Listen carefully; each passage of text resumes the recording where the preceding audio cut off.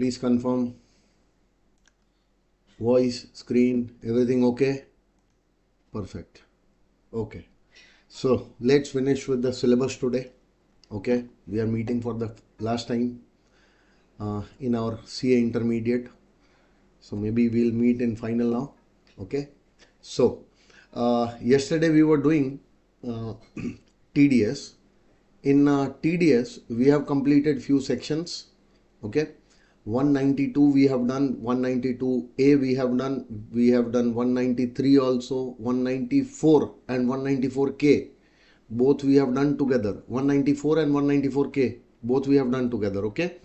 Then after that we have completed 194A also. Okay. And we have finished few common points also. Okay. Those are required for the understanding. After that, see 194B, 194BB and 194BA. These three sections are to be done together. So whenever you are doing few sections, those sections you are supposed to do together. Just like the way in which I told you about what 194 and 194K should be done together. So that you come to know that both the sections are same, talking about the same thing. Rate is same, the limits are also same, the type of income is also same, and only one or two things will change. Okay, so that is why those sections are done together. So 194 and 194K we have done together.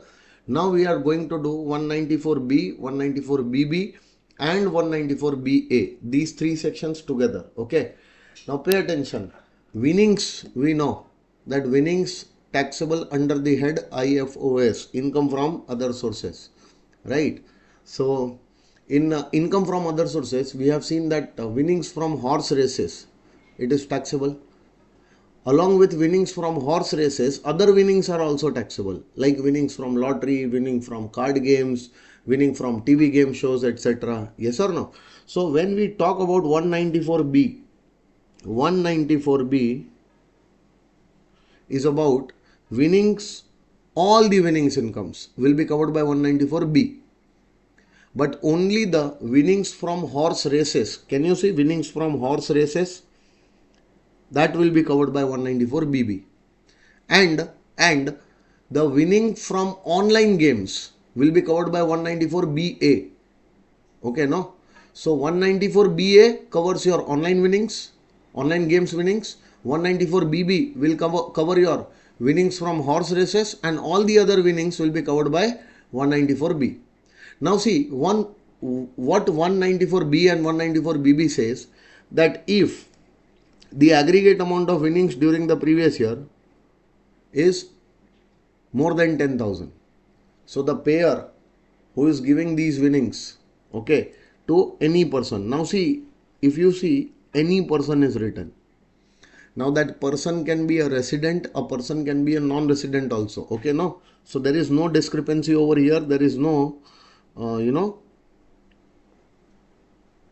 this thing that no requirement that the winnings should be given to a resident only. So the winnings can be given to resident as well as non-resident. This winnings can be given to resident or non-resident. Okay, who is giving the winning? The winnings will be given by the person who is organizing these lotteries, okay, these races and all. So they will be the organizers, organizing these TV game shows, lotteries, horse races, etc. So that person is going to give the winnings income. So the payer can be any person, but that payer has to be the person who is responsible to pay that winnings. Yes or no? Now that winnings is paid to any person, whether resident or non-resident. If the aggregate amount of winnings paid during the year is more than what? 10,000. It is more than 10,000. See, more than 10,000 in a financial year. Then the payer is required to deduct the TDS at what rate? At the rate of 30%. So what is the rate of TDS? It is 30%. It is the same rate at which the winnings income will be taxable in the hands of the payee. So in the hands of the payee also, the winnings is taxable at 30%. So payer is also required to deduct the same amount of tax, 30%. Okay, now? Now pay attention. When the TDS will be deducted, they are saying at the time of payment. Do you remember that common point number 1? In that common point number 1, we are supposed to write down these two sections also. At the time of making the payment, the TDS is getting deducted under section 194B and 194BB. If the amount of winnings is more than 10,000, then the rate of TDS on winnings is what? How much? 30%. So the payer will deduct 30% TDS and give the balance 70% net amount to the payee. Okay. Now, if the winnings are in cash, then it is very easy to deduct this TDS. But if the winnings is in kind means some asset is given. For example, a car is given, a gold chain is given as a winnings. So from that, will there be any TDS requirement? The answer is yes. There also the TDS requirement is there. But now the TDS could not be deducted by the payer. So payer will have to ensure that before releasing this winnings, the tax on that winnings is deposited by the payee. That I have already told you while doing what? While doing the IFRS chapter, if you remember. Okay, so if the car is given and the value of the car is 40 lakhs, so how much is 30% of 40 lakhs? 12 lakh rupees. So the payer will have to ensure that 12 lakh rupees is deposited as tax by whom? By the payee to whom the winnings is to be released. So before releasing the winnings, this should be ensured by the payer. But sometimes it is possible that the payer can himself bear that, tax. So in that particular scenario, whenever the winnings will be released, that is always considered that it is released after deducting the TDS. Meaning that the car was worth 40 lakhs. If 12 lakh rupees is not deposited by the payee, then in that particular case, the payer will have to pay the tax from his own pocket. Now in that case, 40 lakh rupees, which was the value of the car, will not be treated as 100%, that will be treated as 70%. And the cross multiplication will be done like we have done in the IFOS. I have told you how to do that cross multiplication and all. Yes or no? So 40 lakhs will be considered as 70%. So how much should be 30%? Do the cross multiplication, calculate the amount of tax, and that tax amount will be deducted. That tax amount will be payable by the payer from his own pocket. Yes or no? So if I say that winnings was 40 lakhs, this was 100%. Out of that, 30% is to be deducted. So how much will be 30%? It will be 12 lakhs. So the net amount of winnings which will be given will be 28 lakhs. 70%.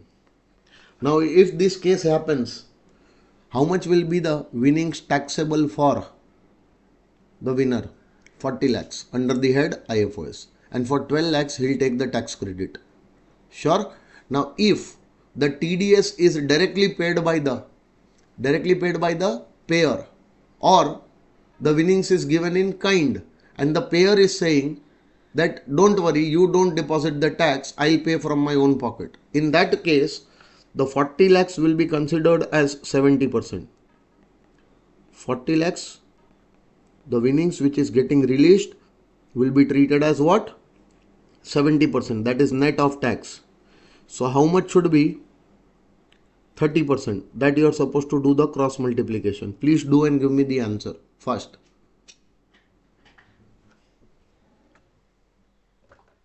$17,14,286. Is it 17,14,286?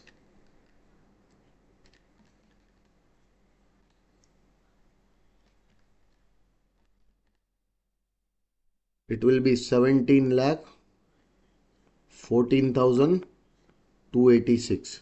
So how much should be the 100% amount?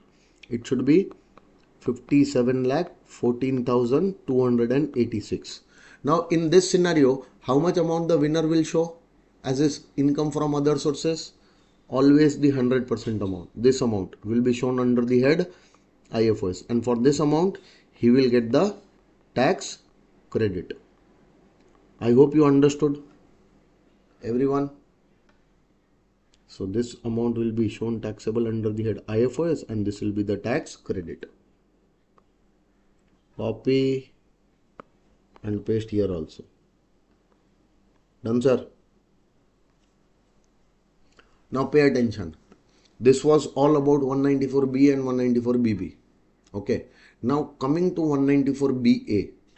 If you will go to 194BA, separately given. Okay. Not a difficult one, but an easy one, very easy section. Okay. Now, in the case of online money gaming, okay, online games, just like Dream 11 is there, MPL is there, Jungly Rummy is there, Rummy Circle is there. All these are what? All these are online money games. Like some games have come recently also. Winzo, if you would have heard about it. Okay, now it is banned. Now it is banned to invest real cash. Yesterday only a bill got passed, if you are aware about that. Okay, so in that bill it is given that now with the real money these winnings cannot be played.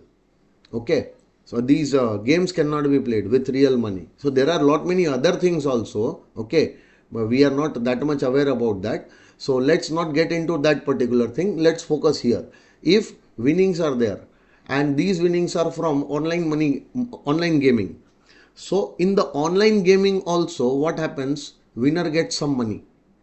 But for that you will have to create a user account in that app. Okay. For example, I have created one user account in Rummy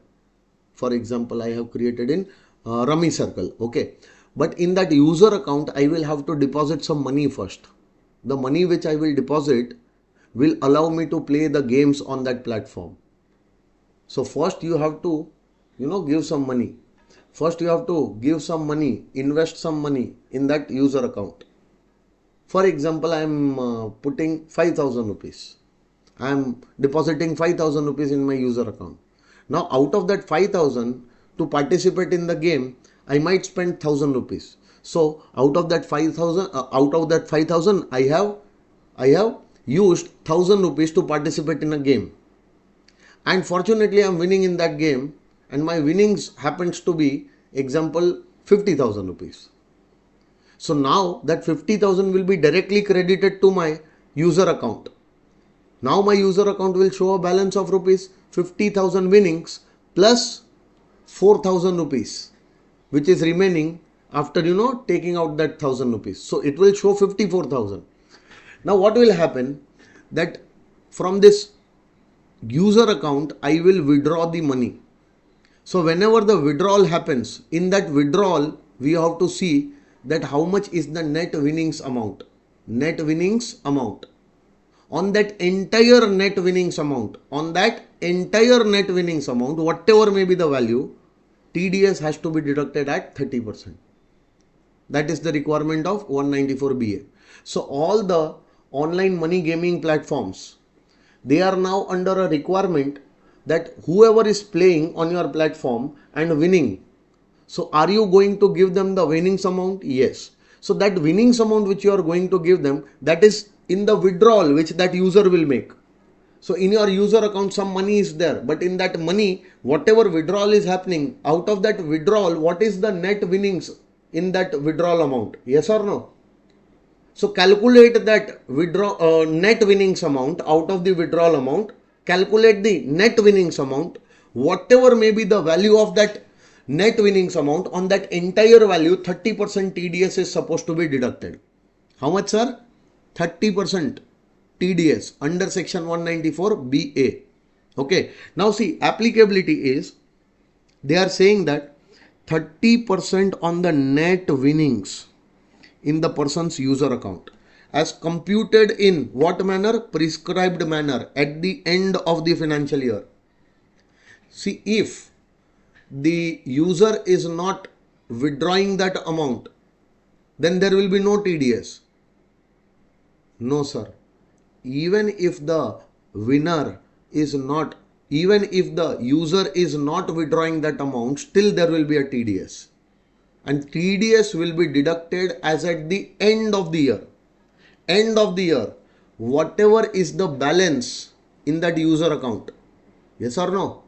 And in that balance, whatever is the net amount of winnings, on that net amount of winnings, the TDS will be deducted. So there is a case of deducting the TDS two times. Whenever there will be a withdrawal from the user account, that time also the TDS can be deducted.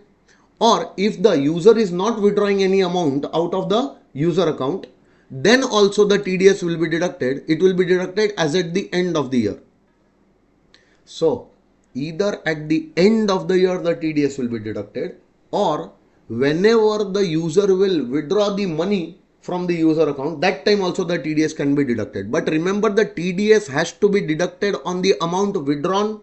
No. Out of the amount withdrawn, what is the net cash winnings? On that the TDS will be deducted, 30%. Will the TDS be deducted at the time of year end? If there is no withdrawal, it will be deducted at the year end also. But at the year end, on what amount the TDS will be deducted? At the year end, whatever amount which is there in the user account. Whatever amount which is there in the user account, out of that account, on the net winnings amount, the TDS will be deducted at the rate of 30%. Yes or no? How to calculate that net winnings amount? There are rules prescribed to calculate that. Okay. Now, in the CA intermediate syllabus, those rules are not made applicable. If those rules are applicable, they are definitely given in your ICI study module. So in the ICI study module, they have not told you anything about what? How to determine that net cash winnings, net winnings amount out of the balance amount or out of the withdrawal amount. So don't worry, they are always going to give you that amount. Amount of what? Net winnings. Okay. So whatever will be the net winnings amount out of the withdrawal amount, or whatever will be the net winnings amount out of the balance as at the end of the year. Yes or no? That net winnings amount will always be given in the question. But remember that net winnings amount is calculated as per the prescribed rules. And those rules are not applicable for us. So we are not supposed to bother ourselves about what? Calculating that amount. Getting my point? So net winnings amount, full amount of net winnings, 30% TDS will be deducted. Will you remember this much? Sure. Now see, TDS on withdrawal. They are first saying that 30% on the net winnings in the person's user account computed in prescribed manner at the end of the year. At that time also the 30% TDS will be deducted. If withdrawal from the user account during the financial year, tax would be deducted at the time of such withdrawal on what? Net winnings comprised in such withdrawal. In addition, tax would also be deducted on the remaining amount of net winnings in the user account as computed in prescribed manner at the end of the financial year. So whenever you withdraw, that time also the TDS can be deducted, or whenever the balance remains as at the end of the year, at that time also the TDS can be deducted. Yes. Now net winnings, what if sometimes the online gaming all platforms also offer you winnings in kind? Possible. If you have seen the ads of MPL, just now there were ads running at the time of IPL. So Saurav Ganguly used to come, that Abhishek Sharma used to come, all these players used to come, and they used to say, play the games on MPL, and if you will win 3 crores plus a car also. And one of the platforms were also offering a house also, if you remember. So winnings can be there in kind also, yes or no? So will there be any TDS under section 194BA on the kind winnings also? The answer is yes. On the kind winnings also there will be TDS under 194BA. But that kind winnings on that amount, the TDS cannot be deducted because that is winnings in kind. What to deduct out of that? So in that case, the payer, the person who is responsible to give that winnings, that payer is compulsorily required to ensure that whatever TDS which is there on that kind winnings has to be deposited by whom? Has to be deposited by the payee. And the payee will have to furnish the proofs that see, this much tax was there on my winnings, net winnings, this I have deposited, now release the winnings. Only then the payer can release the winnings. Getting my point? So payer will have to ensure in this case that if the winnings are in kind or partly in kind, partly in cash, and the cash component is not enough to deduct the TDS on the entire winnings, yes or no? In that case, he will have to ensure that entire amount of TDS on the entire net winnings is deposited by the payee, and only after ensuring that he can release the winnings in kind. Getting my point? Otherwise, that TDS will be recovered from him. Got it, sir? So this was the case. Now, power of CBDT to issue guidelines. What is that? This is just a time pass. Now see, I'll read it. Still I'll read it.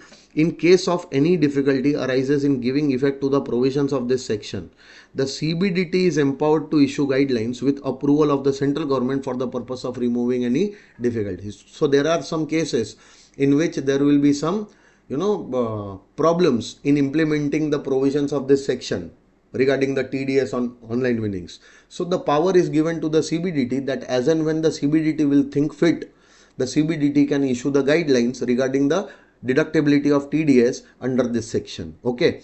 Now, every guideline issued by the CBDT shall be laid before each House of Parliament and shall be binding on the income tax authority and on the person liable to deduct tax, collect tax, deduct tax. Okay.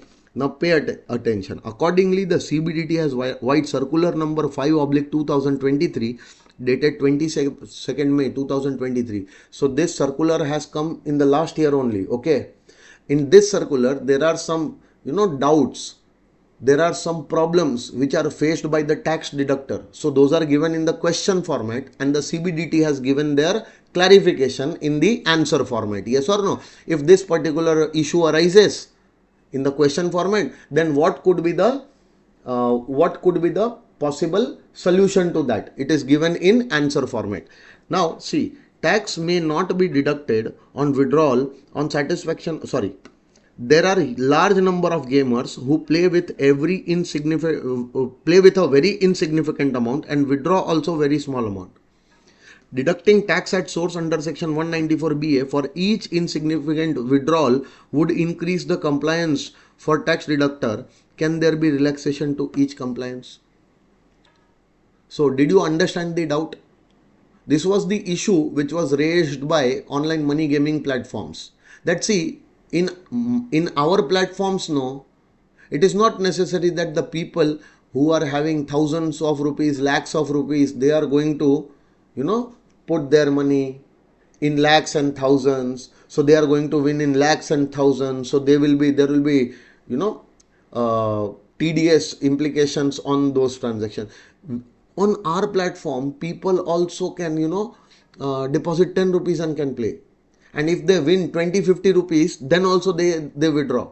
So on each small withdrawals, if we keep on deducting the TDS, because there is no limit, like it was there in 194B and 194BB, that no TDS was required up to 10,000 rupees. But there is no such limit in 194BA. So if there is no such limit and if these provisions are there, so just imagine throughout the day, there are n number of transactions happening, but with a very small amounts. So what do we do? Do we deduct the TDS in every case, and then TDS compliance will have to make for every such small transaction? Getting my point? So can there be any relaxation to us? These online gaming platforms asked this question to CBDT. So CBDT clarified that tax may not be deducted. Tax may not be deducted on withdrawal on satisfaction of all the following conditions. See, if there are small withdrawals, then on those small withdrawals, there will be no TDS. If all the following three conditions are fulfilled. First condition is net winnings comprised in the amount withdrawn does not exceed 100 in a month. So in a month, the user is withdrawing some amount out of the user account. Yes or no? Out of that withdrawal, the amount of net winning should not be more than 100 rupees per month. If it is more than 100, the amount withdrawn, out of that amount withdrawn, the net winnings amount is more than 100, then compulsory you are supposed to deduct TDS. But during a month, if a user is withdrawing an amount of winnings, yes or no, and out of that amount, whatever amount he has withdrawn, the net winnings amount per month which he is withdrawing is not more than 100, then there is no requirement of deducting any TDS, provided the next two conditions are also fulfilled. So next two conditions are: tax not deducted on account of this concession is deducted at the time when the net winnings comprised in withdrawal exceeds rupees 100 in the same month or subsequent month, or if there is no such withdrawal at the end of the financial year. So that does not mean that if we are giving some relaxation for non-deduction of TDS on small PT amounts, that does not mean that there will be no TDS on these amounts. So whenever next time in the same month or subsequently the user is withdrawing the money, yes or no, and if at that time the total amount of net winnings withdrawn by him, so the first winnings withdrawn by him plus the subsequent winnings withdrawn by him, if this total amount goes beyond 100, then compulsorily at that time of withdrawal you are supposed to deduct the TDS on the entire amount of winnings then. And if there is no withdrawal is made and the year end has come, so at the end of the year, whatever amount is there at the user account, in the user account, in that amount, whatever net winnings is there, on that net winnings plus the net winnings which was given earlier without TDS, on that entire net winnings amount, the TDS is deducted as at the end of the year. End of the year, even if the amount is not withdrawn, whatever balance will be there in the user account, out of that balance on the net winnings amount, the TDS is supposed to be deducted. So that will not be deducted on the net winnings as at the end of the year only. No. Whatever winnings which was withdrawn earlier, which was less than 100 per month, yes or no, on that you did not deduct the TDS on that entire amount along with the net winnings as on the last day, yes or no. On the total net winnings, the TDS has to be deducted at the end of the year if there was no withdrawal. Okay. Then the deductor undertakes responsibility of paying the difference if the balance in the user account at the end of the at the time of the tax deduction is not sufficient to discharge the tax deduction liability. See, some users will keep on withdrawing a small amount which will not comprise more than 100 rupees of winnings, but at the end the balance remain in the account, the balance remains is very less, and this much amount is not sufficient to deduct the TDS on the entire winnings. Getting my point? So at that time you undertake that whatever TDS which we gave you as a relaxation that you are not supposed to deduct, you give the undertaking that you are going to deposit it from your pocket. Understanding? So that undertaking also you are supposed to give. So all these three conditions are fulfilled, then on small winnings amount, meaning 100 rupees or less in a month, on that there will be no TDS. This is a clarification. Okay, no? If it is given in the ICI study mat, I have to just discuss it with you once. Okay? Next one. Question number 2 was, when the net winnings is in kind, how will the tax deduction under 194BA operate? This I have already explained, that the deductor has to ensure that the tax which he is required to deduct is deposited by whom? Is deposited by the winner. And after ensuring only, the winnings in kind can be released. If he is not doing it, he'll have to bear it from his own pocket. I told you, no? So at the outset, it may be clarified that where money in user account is used to buy an item in kind and given to user, then it is net winnings in cash only, and the deductor is required to deduct tax at source under 194BA. Now, however, there could be a situation where winning of the game is a prize in kind. Prize in kind. In that situation, provisions of 194BA2 will operate. Sometimes what happens, no? In that user account, whatever money is there, no? For example, you have won some amount from a game, and that amount is there in your user account. So your user account gives you the option that if you want, instead of withdrawing that amount, you can buy something out of this. For example, the headphones you can buy. For example, you can buy some bat, etc. So there are other products which you can buy by using the amount of winnings which is there in your user account. So the thing which you are buying, the item which you are buying by using the winnings amount, or the amount which is lying in your this user account. So that amount winnings in cash given to user, then it is net winning in cash. It will be considered as if it is net winning in cash only. If that amount is getting converted into some other asset, that amount which is lying in your user account, if you are using that amount to buy any item, so that is as good as you are buying an item. So item is coming to you out of the net winnings amount only, no? So deduct the TDS. Consider this amount as if it is winning in cash only. Getting my point? Sometimes what happens, winning of the game prize in cash. Okay, so before releasing the winnings, ensure that the tax has been paid in respect of net winnings. Deductor will release the net winnings in kind after the deductee provides the proof of payment of such tax. So if the winnings is in kind, then make sure he has deposited the tax and then release the winnings. But if the winnings is not in kind, he has won the cash winnings, and that he is converting it into what? Some asset. From that winnings amount, he is buying some asset from your platform only. For example, Apple iPhone is there.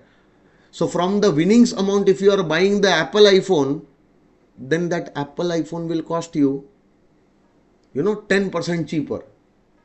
So it is good for you, instead of buying an Apple iPhone from outside, from your winnings amount only, you are buying that Apple iPhone. Getting my point? Or that account, user account in that platform will be linked to some other. For example, it will be linked to some Google Pay. Have you made the Google Pay payment? So in the Google Pay payment, they are giving you some, coupons also. Yes, coupons also. Those coupon like thing will happen in the user account also.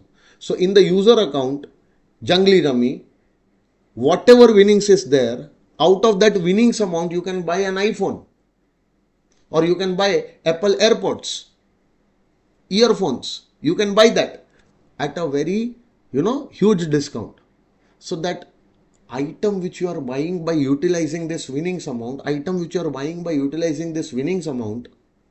that item is nothing but winnings in cash only. Getting my point? So before you convert that money into that item, the TDS has to be deducted. Got it, sir? Yes. Next one. Please pay attention. How will the valuation of winnings in kind required to be carried out? How the winnings in kind will be valued?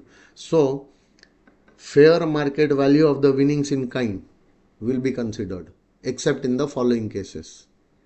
See, whatever winnings are given to you, if those winnings are in kind, so what will be the value of that winnings which you are getting, which you are supposed to show taxable as your income?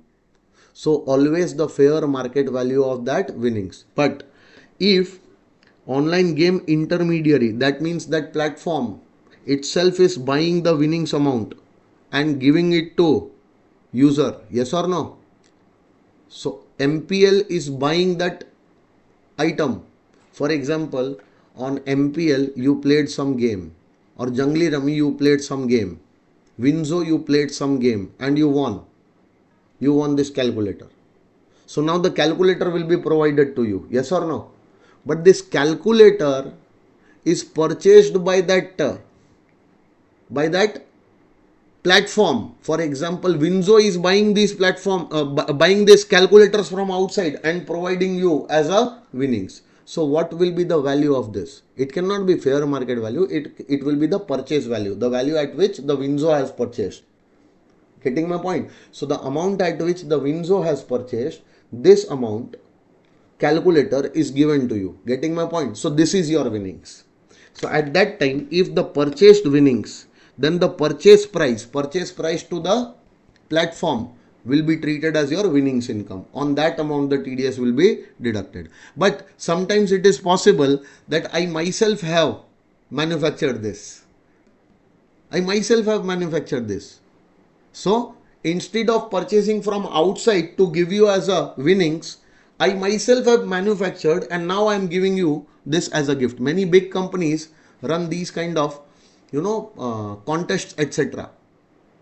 So big company manufacturing these items will run a contest. You have participated in the contest and you are winning in that contest. So that manufacturer who is manufacturing this item will provide you after manufacturing it, no? So what will be the value of this gift, value of this winnings to you? It is not the production cost or manufacturing cost to me. No, the value at which I am offering this to the general public. If somebody will come to me to buy this item, at how much amount I will give it to them? Yes or no? That will be your winnings amount. On that you are supposed to pay the TDS. Getting my point? Selling price. Yes, correct. Selling price by the manufacturer. Okay. So these are few doubts which were arising, and for that there is some clarification. Okay. So not that much important for the exam point of view, but still you have to read it once. These are the points which you have to keep in mind. Okay. Now coming to very important section 194C now. Very important. Many times it is asked in the exams. Okay.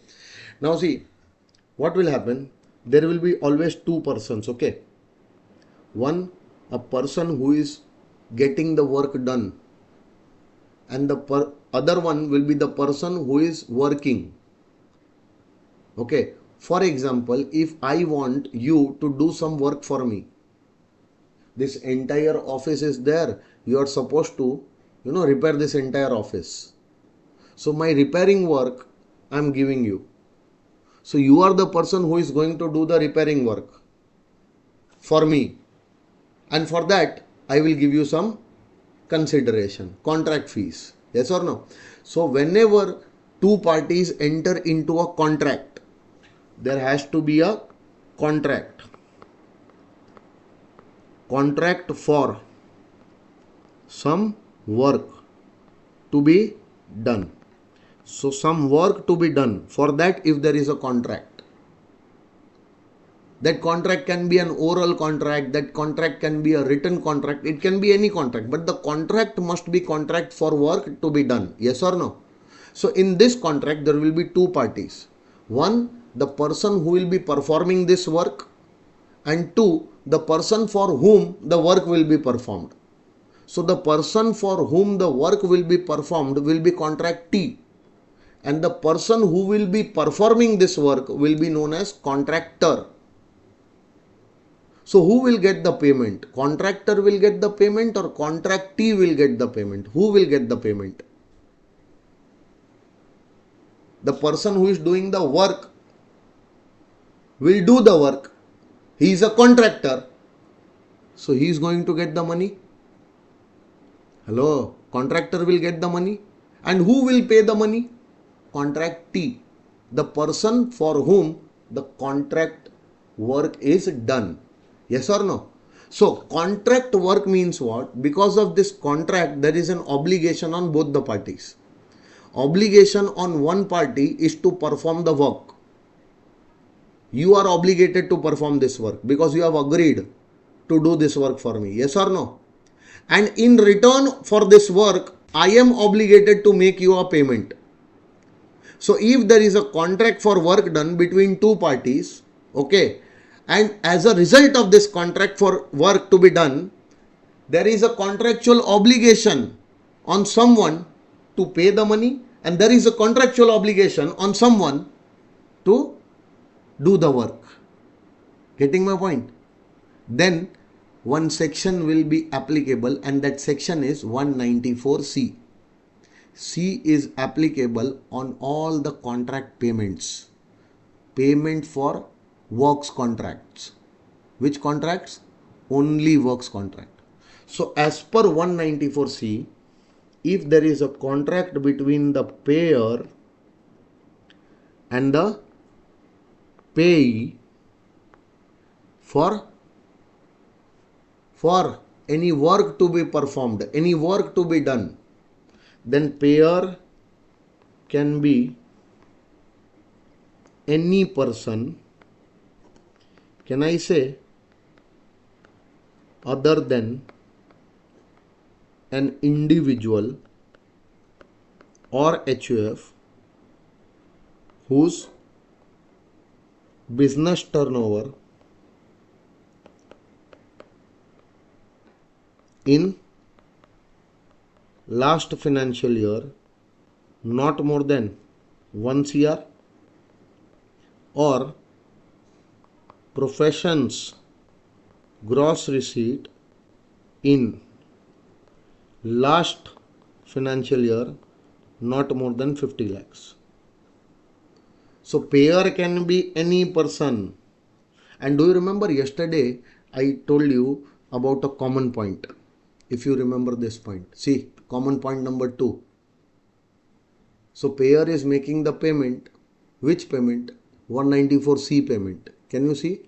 And the payer happens to be an individual or HUF. Last year's business turnover not more than 1 crore.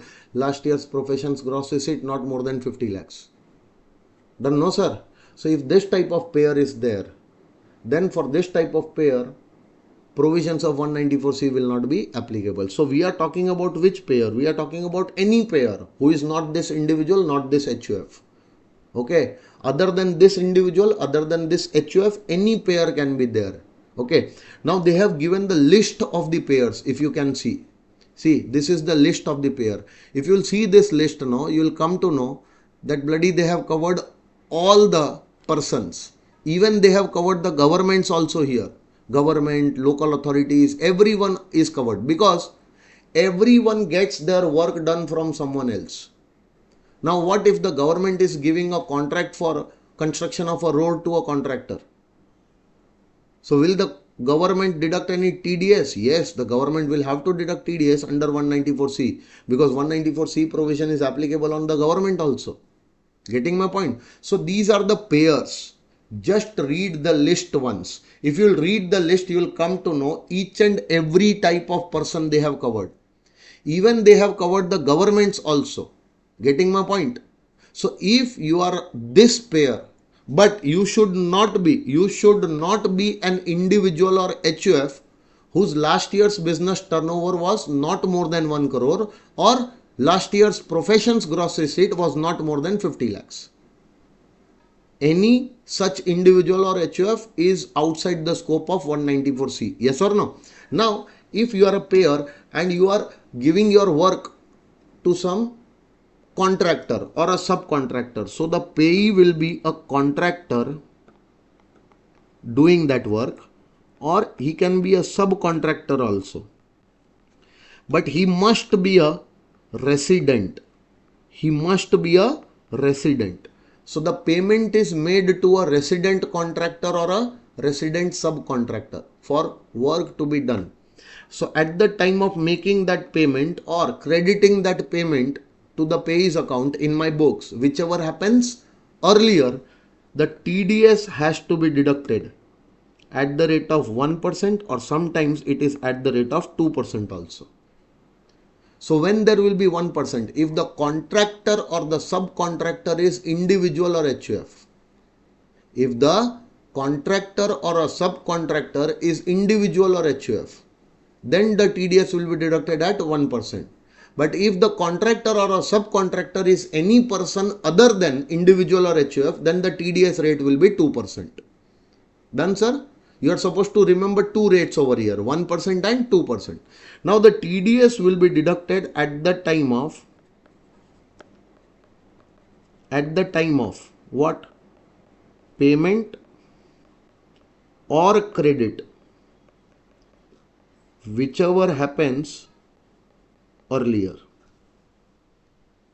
Understanding? Whichever happens earlier. So if in my books I have credited the sum on the name of contractor or subcontractor in this month, and the next month I am making the payment, I am supposed to deduct TDS in this month because credit happens before it is paid.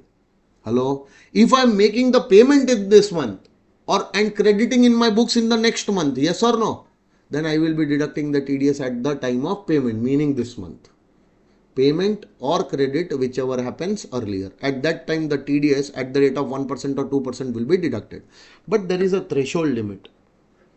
If single payment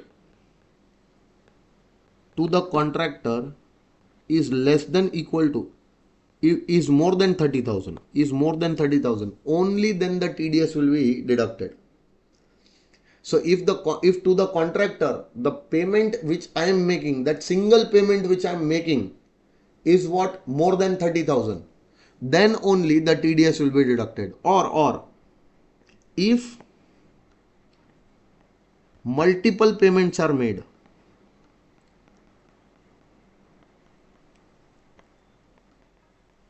in a financial year, then you have to see the aggregate amount of such payment. Aggregate amount should be more than 1 lakh. So if to a single contractor, single resident contractor, during the year I am making multiple payments, and the total of all those payments made during the year is more than 1 lakh, then on the entire value I have to deduct the TDS, even if the single payment is not more than 30. Single payment will be more than 30, at that time the TDS will be compulsorily deducted, yes or no?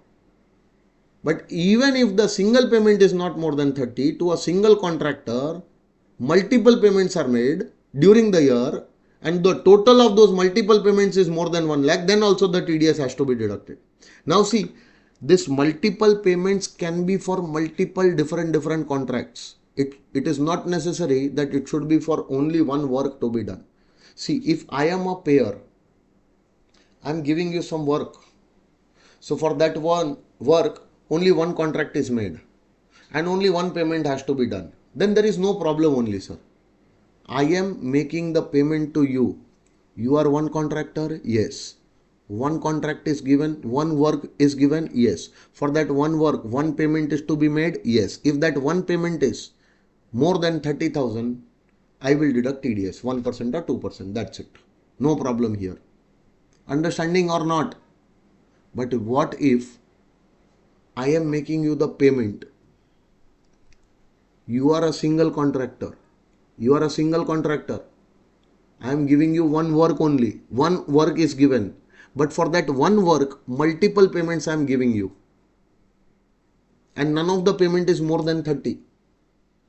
Then I have to see, even if none of the payment is more than 30, whatever payments I have made you during the year, the total amount is more than 1 lakh, then also I am supposed to deduct the TDS on the entire amount. So when I will make the first payment, I will not deduct TDS because that payment is not more than 30. When I will make the second payment, that time also I will not deduct the TDS because the second payment is also not more than 30, and first payment plus second payment is not more than 1 lakh also. For example, the first payment I am making 28,000. Will I deduct TDS? No, because single amount is not more than 30 and the aggregate is also not more than 1 lakh. It is 28 only. Now during the same year, I am making you the second payment also. Now that second payment is 30,000. See, it is 30, not more than 30. So the second payment, this single second payment is not more than 30. So on this payment also there will be no TDS.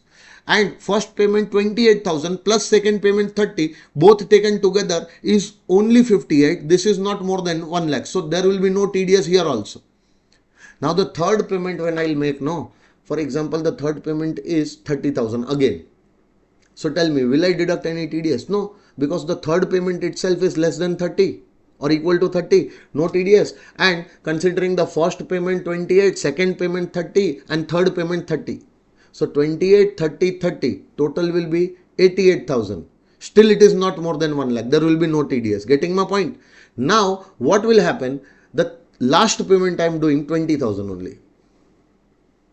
The single payment is not more than 30, but the moment I pay 20, no, now the total will become 1,08,000. 28,000 plus 30,000 plus 30,000 plus 20,000 will become 1,08,000. On this entire 1,08,000, 1% or 2% TDS will be deducted at the time of making the payment of 20,000 or crediting 20,000, whichever happens earlier. Getting my point, everyone? Now these payments, multiple payments, I can make to you for a single contract also or multiple contracts also.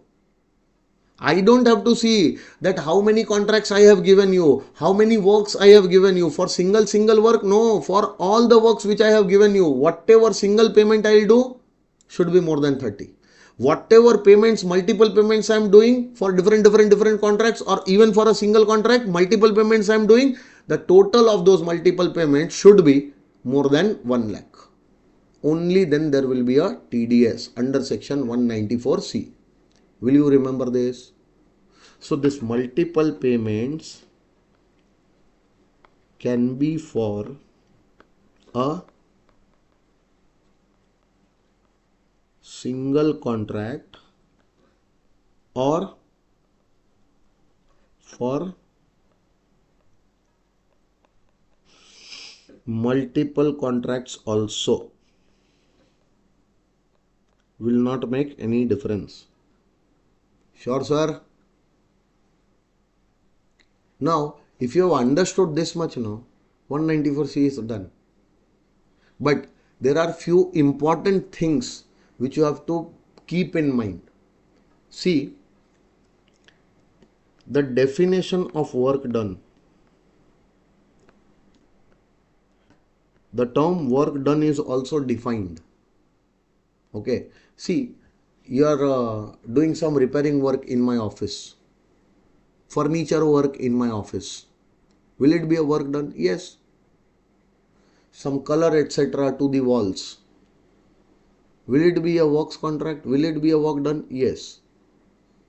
If you are, fitting the glasses etc. in my office, will it be a work done? Yes. Whatever type of work, cleaning work you are involved, will it be a work done? Yes. Whatever type of work you are doing, yes or no? Now, if I say that the term work done includes the following things. So there are few things which are specifically included in the work done definition. So if anything done by you falls in this definition, then that is a works contract and the payer will deduct TDS under 194C only. Yes or no? So, supply of labor. Can you see first? Rate of TDS and all I have already discussed. Yes. Work includes. First one is advertising. Yes or no? But wait. Here, before that, supply of labor. Please write down supply of labor.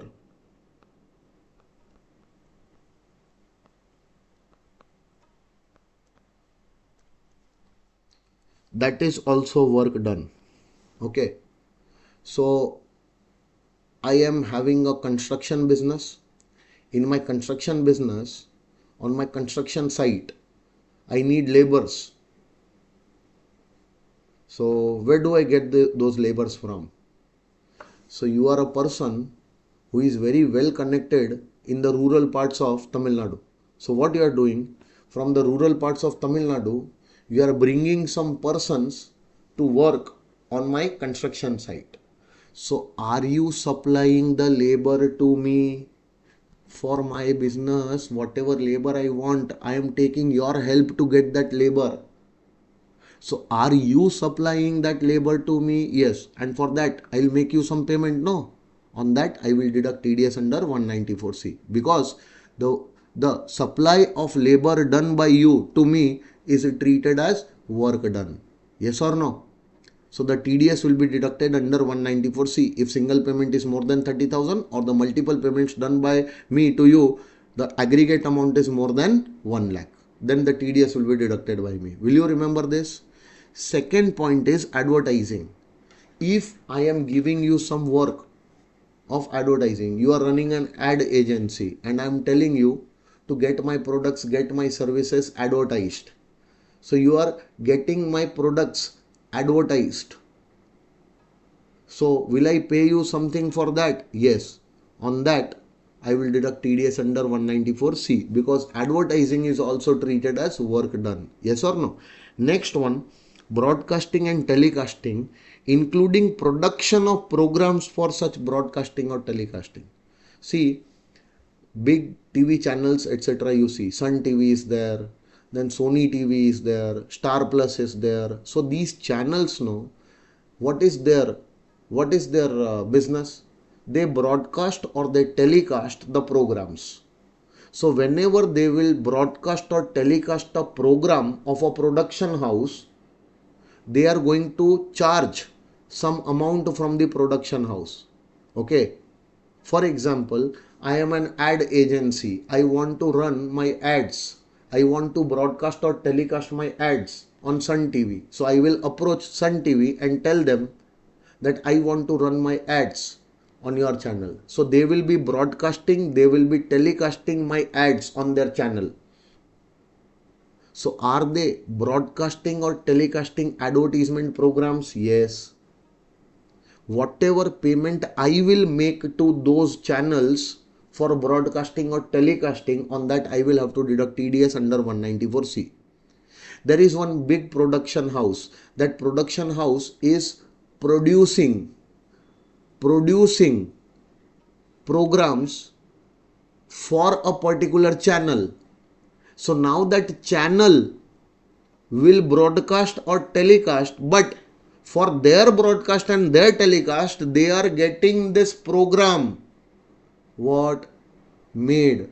So production of the programs also. Have you heard about this Kapil Sharma show? Kapil Sharma show. Kapil Sharma is a very good, very big name in the comedy. So Sony TV, what Sony TV is doing to telecast or broadcast a comedy program, they have given the work to Kapil Sharma production house. So they will tell the Kapil Sharma production house to produce a comedy show so that they can broadcast or telecast on their channel. So now these channels will not get the money. Channels will get the money from ad revenue, etc. Yes or no? So the ad agency will run their ads. Those ads will be broadcasted or telecasted by the channels. So channels is the recipient. Ad agencies will deduct TDS while making the payment. But now these channels also will get the programs produced from some production houses. So now Kapil Sharma production house will be paid by the Sony TV, Sony channel, that you produce a comedy show for us so that we can broadcast or telecast. Yes or no? So for my broadcasting, my telecasting, Kapil Sharma is producing what? Kapil Sharma production house is producing a comedy show. So to produce that comedy show, now the channel will pay to Kapil Sharma production house. The channel will deduct TDS under 194C. IPL broadcast. Yes, very good. So to broadcast any program, if the program is produced for broadcasting and telecasting, so now the channels will pay the production houses. Channels will deduct TDS under 194C. And if you go to broadcast or telecast your programs on some channel, so you will have to pay the channel. You will also deduct the TDS under 194C. Getting my point? This is also covered by the definition of work done. Next one is carriage of goods or passengers. Are they saying only goods or passengers also? Goods or passengers by any mode of transport other than railways. Railways are not covered. No. Other than railways. Okay. Other than railways, any other mode. You are telling a transporter to transport your goods. So will the transporter transport your goods? Yes. It is a work done by the transporter for you. Will you make the payment to that transporter? Freight charges, transportation charges? Yes or no? You'll have to deduct TDS under 194C. Because transportation of goods is a work done. So if there is a transporter who is transporting your goods, for that whatever payment you will make to that transporter, you are supposed to deduct TDS under 194C. Yes or no? Now, not just the goods carriages, even the passenger transporters can transport passengers for you. Possible there is a very big bus company and you are a very big company. So to bring your employees to the office, to the factory, and leave them to their locations, you have engaged a bus service company. So that bus service company is providing you service of what? Transportation of passengers, transportation of your employees from one place to another. So will they charge anything from you? Yes. That is for the work which they are doing, transportation of passengers for you. So for that work which they are doing for you, whenever you are going to give them the payment, transportation charges, etc., you are supposed to deduct TDS under 194C. Yes or no? But this provision does not apply if the transportation of goods or passengers is done through railways. Okay? Now everyone will deduct the TDS while making the payment to railways. Then just imagine government will have to run behind so many people, because railway services are taken by too many passengers, too many business houses for transportation of their goods and passengers, etc. Yes or no? So that time please don't deduct TDS if the transportation charges are to be paid to railways. Yes or no? That time TDS provisions 194C not applicable. No TDS will be deducted. Wait, now very important discussion I am going to do. See, I am talking only about transportation of goods. I am talking only about transportation of what? Goods. Goods. So are you a transport company? Yes.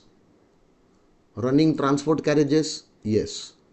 Do you have ownership of 10 or less transport carriages throughout the year? Yes.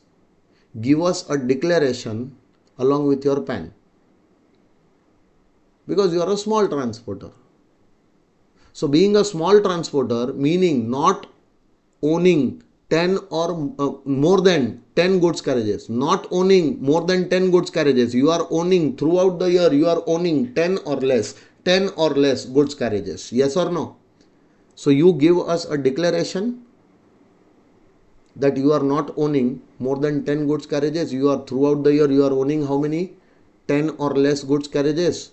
Give us a declaration, and in that declaration also give your permanent account number. We are not going to deduct any TDS. No TDS is required to be deducted. But what if you are owning 10 or less goods carriages?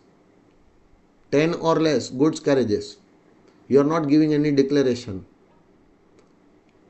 Or even if you are going to give this declaration, you are not giving your PAN. Then definitely there will be TDS. And now the TDS will not be at applicable rates. TDS will be applicable at higher rates, applicable for non-PAN cases. Now I am going to tell you the common point number 3. Then again I will come here. Okay, now? See, common point number 3. CP3.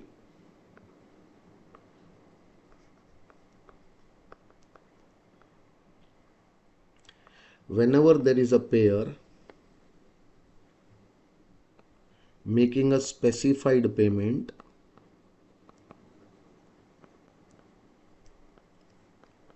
to the payee, there is a compulsory requirement on the payer to obtain the PAN of the payee, the person to whom the payment is made. Yes or no? From that person, obtain the PAN. Obtain the permanent account number of the payee. So make the payment, but before that, ask for the PAN. If the payee has furnished the PAN, then there is no problem. Payee has furnished his correct PAN, then there is no problem. Deduct the TDS at applicable rates. Deduct the TDS at applicable rates. But if the payee has not furnished the PAN or has furnished a wrong PAN or has furnished a PAN which does not belong to him, then it is a non-PAN case. What case? Non-furnishing of PAN, meaning non-PAN case. Non-PAN case arises when the payee is not furnishing his PAN to you. Payee is furnishing the PAN, but that PAN is wrong. He is furnishing the PAN of some other person to you. That PAN does not belong to him. Yes or no? Then at that time, the payer, there is one section 206 AA. The 206 AA provision will be applicable, and as per 206 AA, on this specified payment, the TDS will be deducted at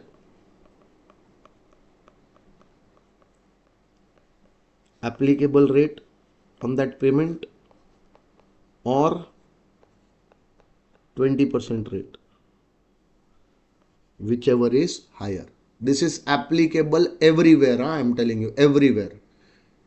So in the earlier sections also, which we have already covered, this same point gets applied everywhere. Okay, no? So this point need not be done again and again. Once I have explained, this is applicable to all the provisions. So now tell me, if there is a contractor doing some work for you, now will you make the payment to that contractor or subcontractor? Yes. He is a resident, so the payment made is more than 30,000. Or aggregate payment made by you is more than 1 lakh. So now you are liable to deduct TDS at what rate? 1% or 2%. So applicable rate of TDS is 1% or 2%. Now before making that payment, you will have to ask the payee that payee please furnish your PAN. Because this PAN we have to inform to the government. Government would like to know that to whom we are making what type of payment, how much payment we are doing, how much payment we are making. Okay, so on that how much TDS is deducted, every detail will go to the government in the TDS return, and in that TDS return, if we are going to put your details also, so against your name your PAN will be required. So please furnish your PAN. Payee is not giving his PAN, or payee is giving the PAN which does not belong to the payee, or it might belong to the payee. No, it might belong to some other person. Wrong PAN, non-PAN case. So now the payer will make the payment at the rate of 1% or 2%, as the case may be, or 20%, whichever is higher. So now the TDS will be deducted at 20%. Getting my point? 194C also this thing is applicable, 194 also, 192 also, everywhere, all these sections, this clause, this particular section is applicable. Now tell me, we were doing 194C. In 194C, you are a goods transporter. You are a goods transporter owning 10 or less goods carriages throughout the year. You give us a declaration, but that declaration you have to compulsorily give. Okay. And in that declaration, you are supposed to give us your PAN number also. If you are not giving the declaration with your PAN number, TDS will be deducted. And now it is a non-PAN case. TDS will be deducted at 1% or 2%, as the case may be, or 20%, whichever is higher. But if you are furnishing a declaration that you are not owning more than 10 vehicles, hello, and in that declaration you are giving your PAN also, then there will be no TDS which we are going to deduct. The entire payment we are going to give you without any TDS. Yes or no? This is given here. Please. Non-applicability of TDS under section 194C. Please check this.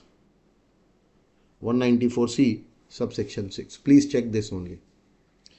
owns 10 or less goods carriages at any time during the previous year, engaged in the business of plying, hiring or leasing of goods carriages only, and has furnished a declaration to this effect along with his PAN, then exemption from 194C will be available.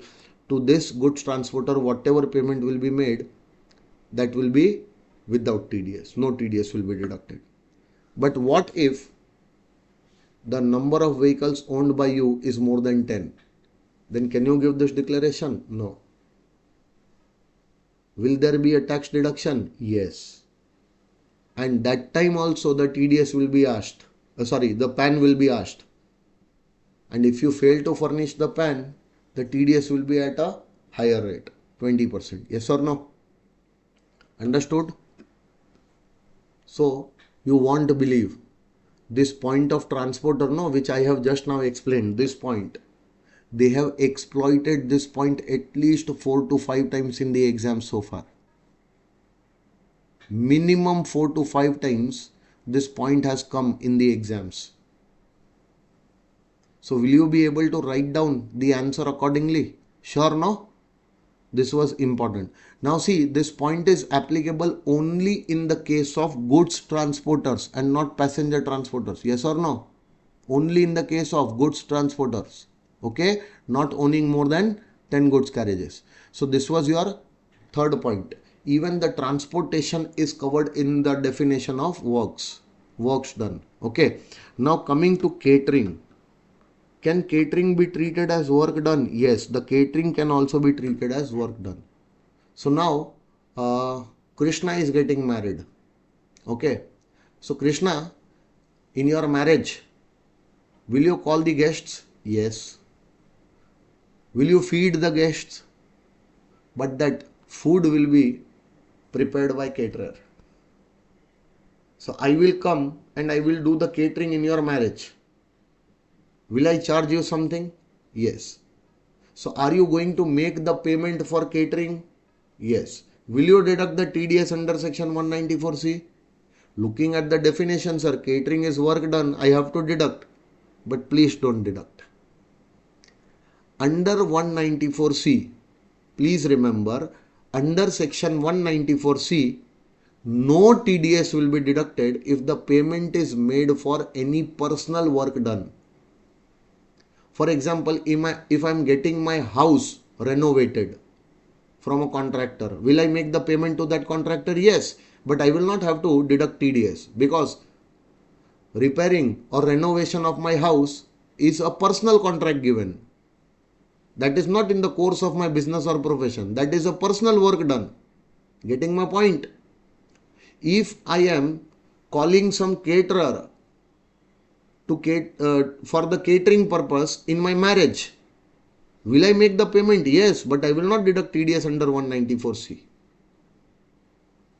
I am getting a property constructed which is to be used by me and my family for residence.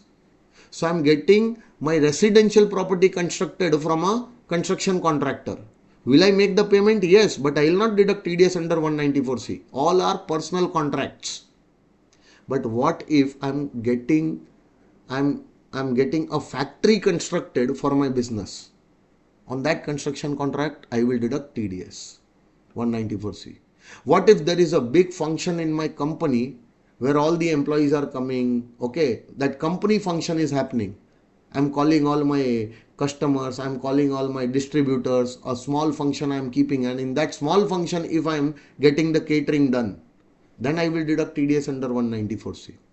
In my company, to feed my employees, I am having a canteen in my office. So in my canteen, I am appointing a caterer to cook food for my employees. So that is a catering contract given. That is not of personal nature. I will deduct TDS under 194C.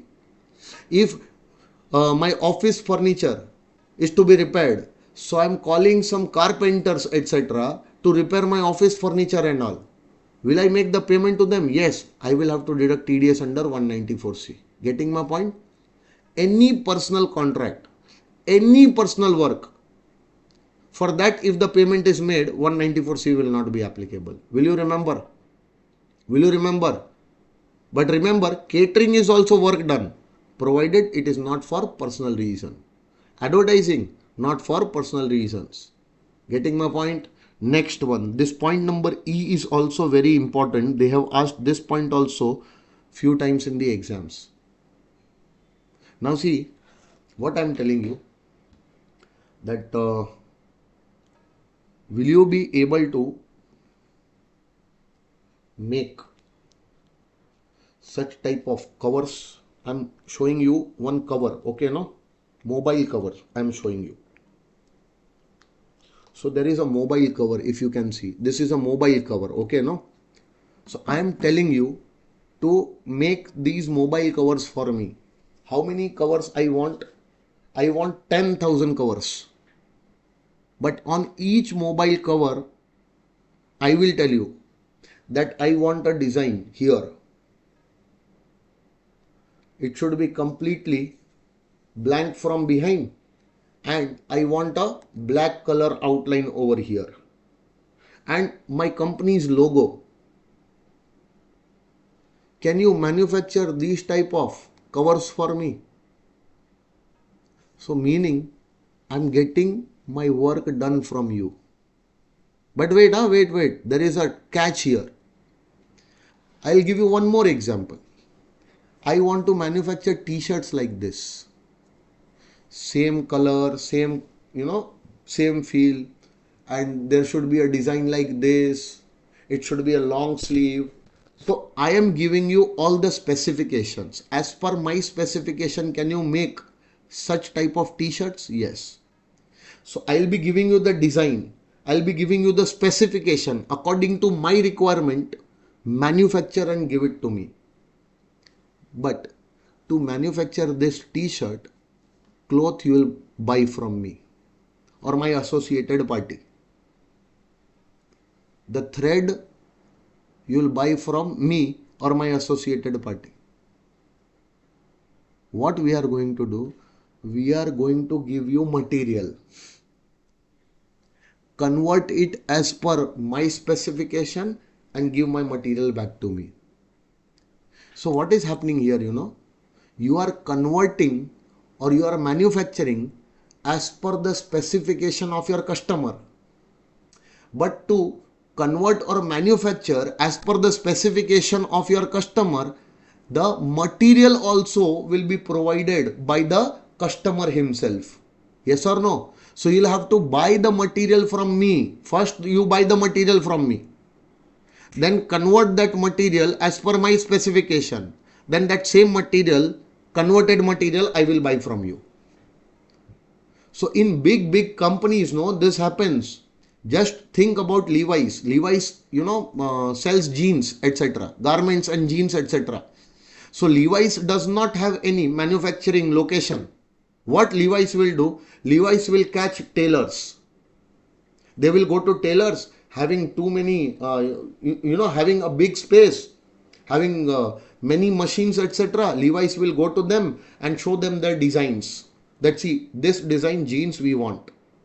Okay, these many pockets, the chain should be like this, the button should be like this, okay, it should be monkey washed, it should be a straight fit, all the specification will be given, designs will be given. But wait, they will ask the tailor that we don't want any compromise with the quality. So material which we are going to give you, you are going to use it. Chain, etc., button, etc., thread, etc., cloth, etc., we are going to give you. You buy it from us. Then convert it as per our specification so that we can buy it again from you. Yes or no? So now what are you going to do? You are going to convert that material. First you are going to buy that material, convert it as per the specification of your customer, and then you are going to sell that converted item to the same customer. Yes or no? So are you going to prepare a bill? Are you going to prepare a bill? Yes. In that bill, what amounts you will charge? Will you charge for the material? Definitely yes. Because you have bought the material and that material is also getting transferred. So will you charge for the material? Yes. Material you will charge. Will you charge for the conversion charges, your labor charges for conversion? Yes. The total bill you will give it to your customer. Now, that bill contains some sale value and some work done value. Sale value is material taken and material given back. That is a sale of goods, not work. On that amount there will be no TDS. But don't you think that on the labor value, the conversion charges in that bill which is shown separately, that is for converting, meaning that is for work done by you on that material, yes or no? On that, now your customer will deduct TDS under 194C. Understanding? So, taking the material from your customers, buying the material from your customers, converting, manufacturing as per his requirement and giving it to him is also a works contract. But the works contract will not be the entire bill value, it will be only the value of the labor contract, labor charges, yes or no? Provided it is shown separately in the invoice. So if in the invoice labor charges are separately given, material charges are separately given, material charges recovered is nothing but sale of material. On sale of material there will be no TDS under 194C, yes or no? But on the labor charges which you are doing, on that labor charges there will be TDS under 194C. Will you remember, sir? Hello sir, will you remember? But for that the labor charges has to be shown separately. What if you are giving a combined bill of material as well as labor charges together? Will there be any TDS? Yes. Then there also will be a TDS, but now the TDS will be on the entire value because you have not shown the labor charges separately. Getting my point? If you want to charge, if you want that we deduct the TDS on only labor charges, show the labor charges separately, show the material charges separately in your invoice. But if you are not showing them separately in your invoice, on the entire value of your invoice, the TDS will be deducted under 194C because this is treated as work done. But sometimes it might also happen that I told you, can you manufacture such covers for me? You said, yes sir, we will manufacture. I gave you the specifications, etc. Okay, I want the transparent cover with black outline, okay, and with the logo of my company. Can you do it? You said, yes sir, I'll do. So you went into the market, you bought raw material from outside, you converted that raw material as per my specification and gave me 10,000 covers. There is no work contract. The entire contract is a sale contract because you are not buying the material from me, you are buying the material from outside. Converting it as per my specification and giving that material to me is the sale of material. As per my specification, you are manufacturing that goods and selling the goods to me.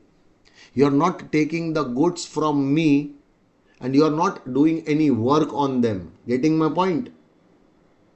Understanding? So they are saying manufacturing or supplying a product according to the requirement or specification of a customer by using material purchased from such customer or its associate. Okay, then however, work shall not include manufacturing or supplying a product according to the requirement or specification of a customer by using raw material purchased from a person other than such customer or associate of such customer. As such, a contract is contract for sale. This will be contract for sale. It is not a works contract. Getting my point? Hello sir. Now, however, this will not be applicable to a contract which does not entail manufacture or supply of an article, thing, construction contract. Okay. Next one. It may be noted that the work would include manufacturing or supplying a product according to the requirement or specification of a customer by using material purchased from such customer or its associate. In such a case, tax shall be deducted on the invoice value, excluding what? Excluding the value of material purchased from such customer or its associate. If such value is mentioned separately in the invoice, where the material component has not been separately mentioned in the invoice, tax shall be deducted on the whole of the invoice value. Did I explain this entire thing to you? Everyone? Sure? Now see, further with effect from 1st October 2024, it is clarified that work shall also not include any sum referred to in 194J1. Now what they are trying to tell you, earlier there were clarifications regarding this thing. Now they have covered this thing formally in the definition of 194C. See, if you are going to a chartered accountant for your audit work, so is a chartered accountant doing some work for you? Yes or no? For that he will charge some fees. By the way, that fees is not contract fees, that is a professional fees. For that there is a separate section 194J. Will you go to a lawyer to fight a case for you? So lawyer will fight a case for you. Is he doing some work for you? Yes. But the work done by him is professional in nature. Will he charge any fees from you? Yes. That the fees which he will charge will not be a contract fees. It will be a professional fees, legal fees which he'll charge. So to charge TDS on such professional work done, professional fees, there is a separate section 194J. So the provisions are very clear that on that professional fees, the TDS has to be deducted as per 194J. So you cannot cover those professional works under the definition of works done under 194C. Getting my point? So on all those professional works done, whatever fees is charged, on that the TDS is not deducted as per 194C, because there is a separate section 194J which is taking care of these type of payments. Will you remember? Earlier it was not specifically mentioned in section 194C. But with effect from 1st October 2024, this is specifically mentioned in 194C now. Getting my point? Earlier there were just clarifications regarding this thing. But earlier also it was not taxed. Now because of this amendment also, this is not taxed under 194C. Sorry, earlier also it was not liable for TDS under 194C, and now also it is not liable for TDS under 194C. Getting my point, everyone? So did you understand the definition of works done? If any of these activities are happening and for that you are making the payment, will you deduct TDS under 194C? Yes, 1% or 2%, provided the contractor, the person to whom you are making the payment, is a resident. Hello? If he is a resident and the single payment made by you to that resident contractor is more than 30,000, or multiple payments which you are making to this contractor, aggregate amount is more than 1 lakh. On the entire value, you are going to deduct TDS, 1% or 2%. Will you remember, sir? Sure. Now, this was your common point which I have told you. Now, one more common point I will tell you. CP 3 was there, no? It was CP 4.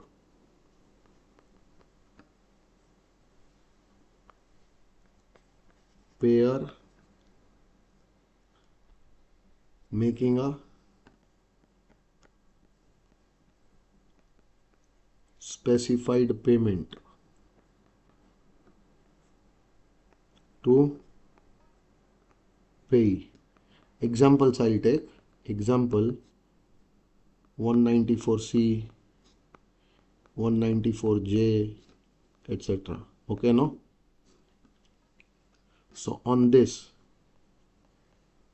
TDS will not be deducted if such payments are for personal purposes. Such payments are for personal purposes. So wherever if you can see that the payment is for personal purpose, 194C, 194J, etc., there you are not going to deduct any TDS. Okay. Now, common point number 4 is done. Common point number 5. Now, if the payer is making any payment to the payee.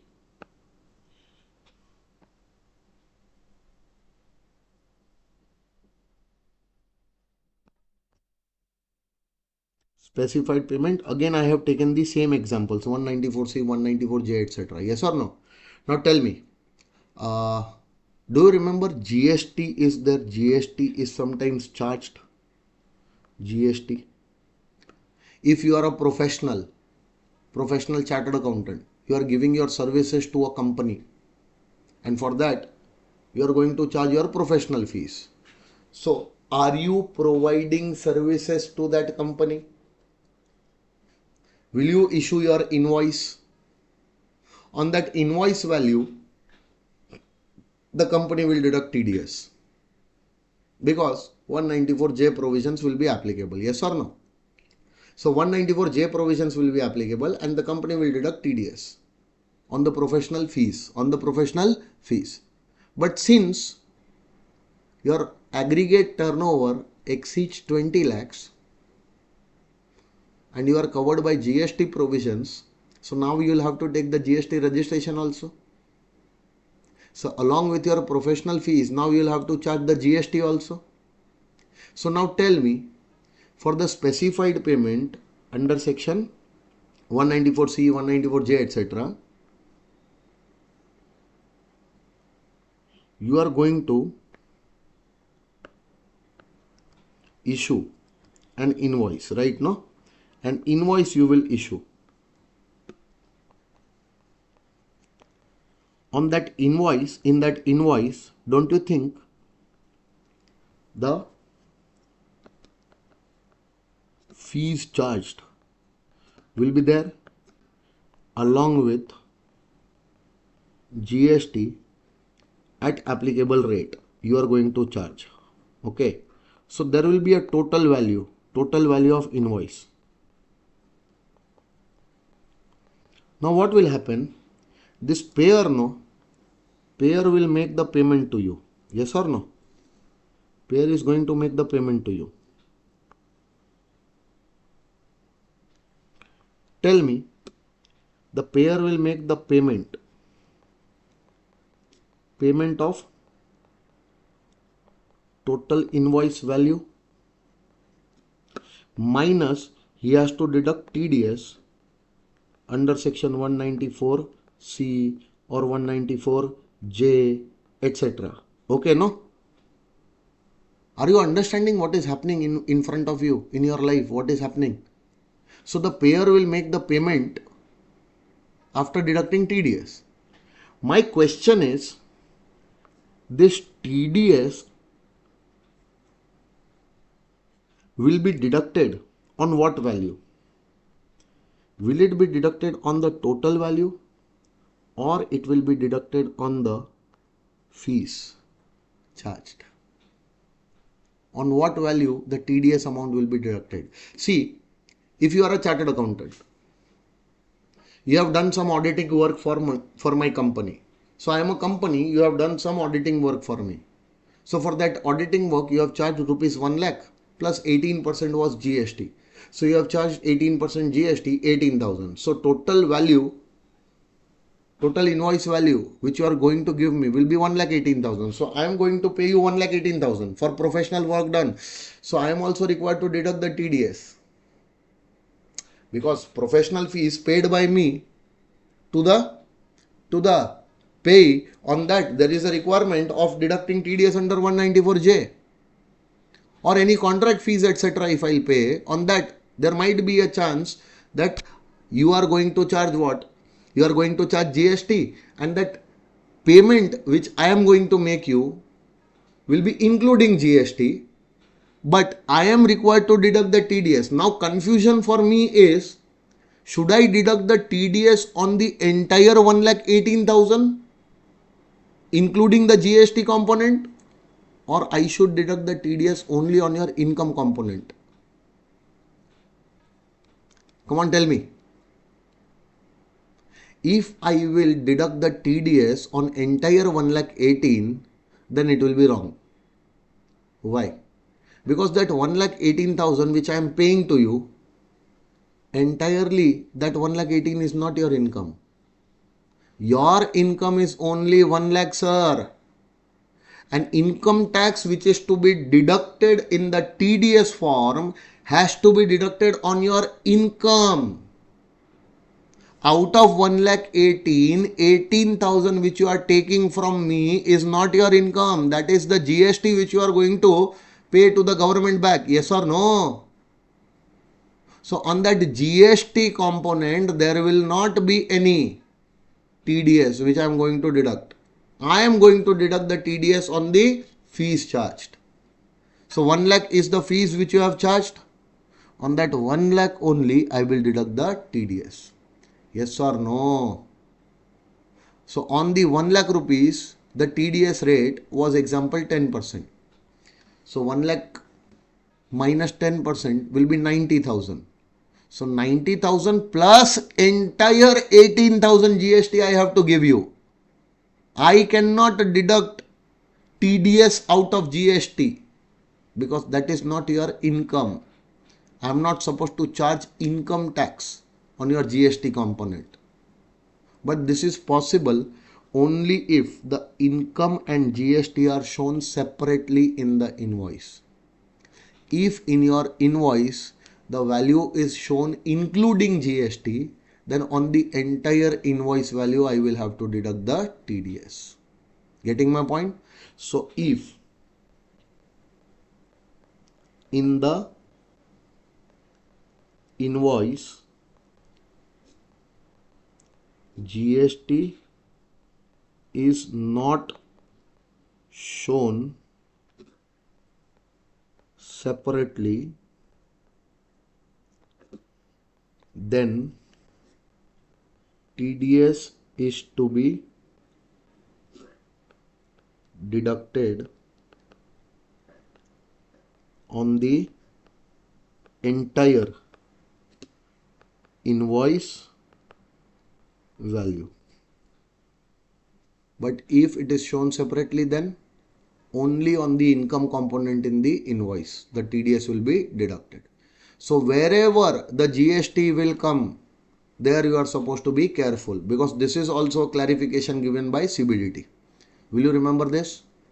Sure. So no TDS on the personal contracts of personal nature or payments of personal nature, no TDS will be there, and TDS has to be deducted on the income component only and not on GST component. So whenever any payments are made, see, now these points are not going to come, not going to be explained again and again. So first time this was getting applicable for 194C, both the points. So now these points will not be, discussed again and again. So whatever logic you have applied here, the same logic you are supposed to apply in other places wherever these things are getting applicable. Yes or no? Understanding? So hence I am keeping these points in common points. Okay. Now one more common point I would explain here only. See, what happens now if the payer is making the specified payment to the payee. Okay. If that specified payment is salary to any resident or non-resident, or if that specified payment is any other payment,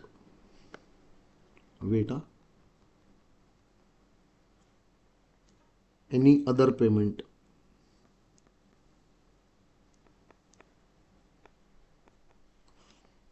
which is made to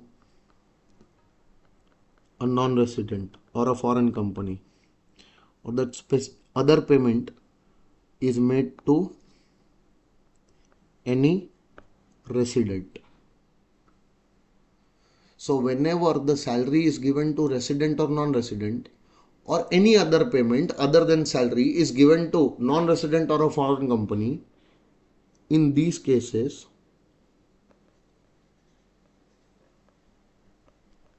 along with the applicable rate of TDS, also include surcharge and health and education cess. So do you remember while calculating the TDS on salary, we calculated the tax also, we added the surcharge if applicable, and cess also we added. So that entire tax including surcharge, cess, etc. was to be deducted out of the salary. And any payment which you are making to a non-resident other than salary, yes or no? So from non-resident, whatever applicable rate of TDS is there, that is to be taken along with cess and surcharge if applicable, yes or no? So that time, along with the applicable rate, you will have to apply the surcharge rate also if applicable, and you will have to apply the cess also along with the TDS base rate, along with the applicable rate of TDS. But if such payment is made to any resident, then only along with the applicable rate of TDS also include surcharge and HEC, and this entire amount to be deducted as TDS. Now only the TDS will be deducted only at applicable rate.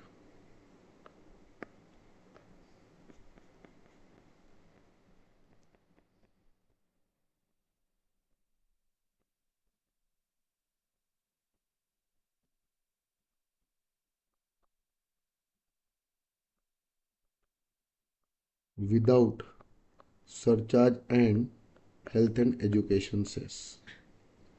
So if you talk about 193, interest on securities to resident, what was the rate? 10%, no? Don't add any surcharge, don't add any cess. That 10% is the only thing which you are supposed to deduct. Do you remember just now we did 194C, 1%, 2%, yes or no? Don't include any surcharge, don't include any cess. Only deduct 1%, 2%. Because any payment which is made to a resident, on that the applicable rate of TDS is to be deducted. That is all inclusive rate. That is all inclusive rate. Okay. But if the payment is made to a non-resident, then whatever will be the applicable rate, that will be deducted as TDS. Surcharge if applicable and cess will also be deducted as TDS. And in case of salary also, surcharge is applicable and cess will be deducted as TDS, whether the salary is paid to a resident or a non-resident. Will you remember this common point? Hello? So this was your CP6 if I'm not wrong. This was CP5, this is CP6. Common point 6. Okay, now there are two more common points, okay, which I'm going to discuss a little bit later. But first you understood this much. So this was your 194C, guys. Okay, now in 194C, non-applicability of 194C I have already explained. Okay, meaning of goods carriages, no need to read this. Important points. Now, important points. Point number 1. The deduction of income tax will be made from sums paid for carrying out any work or for supplying labor for carrying out any work. Wait. Deduction will be made from sums paid for carrying out any work or for supplying labor for carrying out any work. Yes or no? In other words, the section will apply only in relation to works contract and labor contracts and will not cover the contracts for sale of goods. Sometimes it happens, no, that the contractor who is repairing my building, I have told him, give me a total price of the repairing including the material. So how much you are going to charge with material?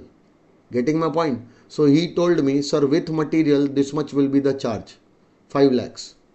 Out of that 5 lakhs, 3 lakhs I am charging for the material and 2 lakh I am charging for the repairing work. So the TDS will be only on repairing work, 2 lakh rupees. It is not on the sale value. Yes or no? Because along with some works contract are composite works contract, no. Material is also given along with what? Service, along with the work done. So in that case, only on the value of works contract, the TDS will be deducted under 194C. It is not going to be deducted on the contract for sale of goods. Understanding? This is very important point. Please keep this thing in mind. Now, professional services by lawyers, physicians, surgeons, engineers, etc. cannot be regarded as contract for carrying out any work. There are separate provisions under section 194J which covers these professional services, professional works. Okay. So 194J provisions will be applicable at that time. Now, deduction of income tax must be made at the time of credit of such sum or at the time of payment, whichever is earlier. Did I tell you this? Yes. So this is also you have to keep in mind. Okay, sir. So the third illustration, have we done the third illustration? Come to the third illustration. Now, ABC Limited makes the following payments to Mr. X, a contractor. See, who is the contractor? Come on, tell me who is the contractor? Mr. X. He is an individual. So, individual contractor is there. For a contract work during the previous year 24-25. So, ABC Limited has made a payment of 20,000. Tell me, is the single payment more than 30,000? No. So, there will not be any TDS on this 20,000 payment. Now, to the same contractor, same individual contractor, another payment is made and the payment is 25,000. Is it more than 30? No. So, there will be no TDS on this amount also. And 20 plus 25 is 45. No TDS because the total is not more than 1 lakh. Now, 28,000 payment is made. On this also there will be no TDS. Plus 20 plus 25 plus 28 is not more than 1 lakh. And 28 is also not more than 30. Hello, sir. Next one. On 1st March 2025, a payment of 30,000 is due to Mr. X on account of a contract work. Now tell me, 20,000 plus 25,000 plus 28,000 was already 73,000. Yes or no? Now because of this 30,000, now the total will become 1,03,000. So the moment this 30,000 is given, now the aggregate is equal to 1,03,000, which is more than what? 1 lakh. So guys, on this entire value, now the TDS will be deducted at 1%. So calculate 1% of this. 1030. Now when this last payment of 30,000 will be made, no? So from that 30,000, this 1030 will be deducted. So what will be the final payment made to you? It will be 30,000 minus 1030. It will be 28,970. See, 28,970. That's it. Will you be able to do such kind of questions in the exams? 2 marks questions like this they are asking. Just imagine how easy questions are there. Okay, no? Should I move ahead? Very good. Now after 194C, there is illustration number 4 also. Please check. Certain concessions are granted to transport operators in the context of cash payments under section 48(3) and deduction of tax at source under 194C. So under section 48(3), any payment made to the transport contractor up to 30,000, any payment made to a transporter up to 35,000 in whatever mode will not be disallowed. It will be allowed as a deduction as your expense under the PGBP head. That is the concession given in 48(3). There the 10,000 limit will not be checked. And under section 194C, what is the concession given? If that transporter is not having more than 10 goods carriages and he is giving a declaration along with his PAN regarding this, then whatever payment of transport charges will be made to him, there will be no TDS under 194C also. So these are the concessions under 40A3 and 194C. Will you be able to write down this? Yes, but these kind of questions they don't ask, don't worry. Okay, now come to 194H. Is it given 194H? But wait, after 194C, no, there are three sections which are there. Again, these three sections you are supposed to do together. Okay, there is one section 194D, there is one section 194G, and there is one section 194H. So whenever you are doing 194H now, along with that do 194D also and 194G also. Okay, now in 194D they are talking about commission on insurance policies which the insurance company will give to insurance agents. Hello. So in simple words, I can write it down as insurance commission. Insurance commission. Who will give this commission, guys? This will be given by insurance company to insurance agents who are selling the insurance policies of the company. Yes or no? Now 194G. This is this is commission on sale of lottery tickets. Now looking at this commission, tell me who is going to give this commission? The lottery organizer will give this commission to the lottery vendors who are selling the lottery tickets. So big Sikkim Super Lotto is there, Mahalakshmi lotteries are there, big lottery organizers are there. Yes or no? So these lottery organizers will sell their lottery tickets through some lottery vendors. So now the lottery vendors will sell the lottery ticket. For one lottery ticket sold, they are going to get what? Commission from the organizer. So that is a commission on sale of lottery tickets given by the organizer to lottery ticket vendors. Okay. Now any other commission or brokerage. What did I say? Any other commission or brokerage will be covered by 194H. If the payment is more than 15,000 in a year, then the TDS will be deducted at the rate of 5%, and it will be deducted at the rate of 2% with effect from 1st October 2024. There is a change in the rate of TDS. That's it. Nothing else is changed. Okay. So with effect from 1st October 2024, whatever commission is paid or credited, whichever happens earlier. So in the October, the TDS will not be 5%, it will be only 2% from October onwards. Okay. Same to same provision applicable here also. Same to same provision applicable here also, but I don't know why they have not changed this rate. This is still 5%. So insurance commission paid by the insurance company to the agent during the year, if it is more than 15,000, the TDS will be 5%. Yes or no? At the time of payment or credit, whichever happens earlier.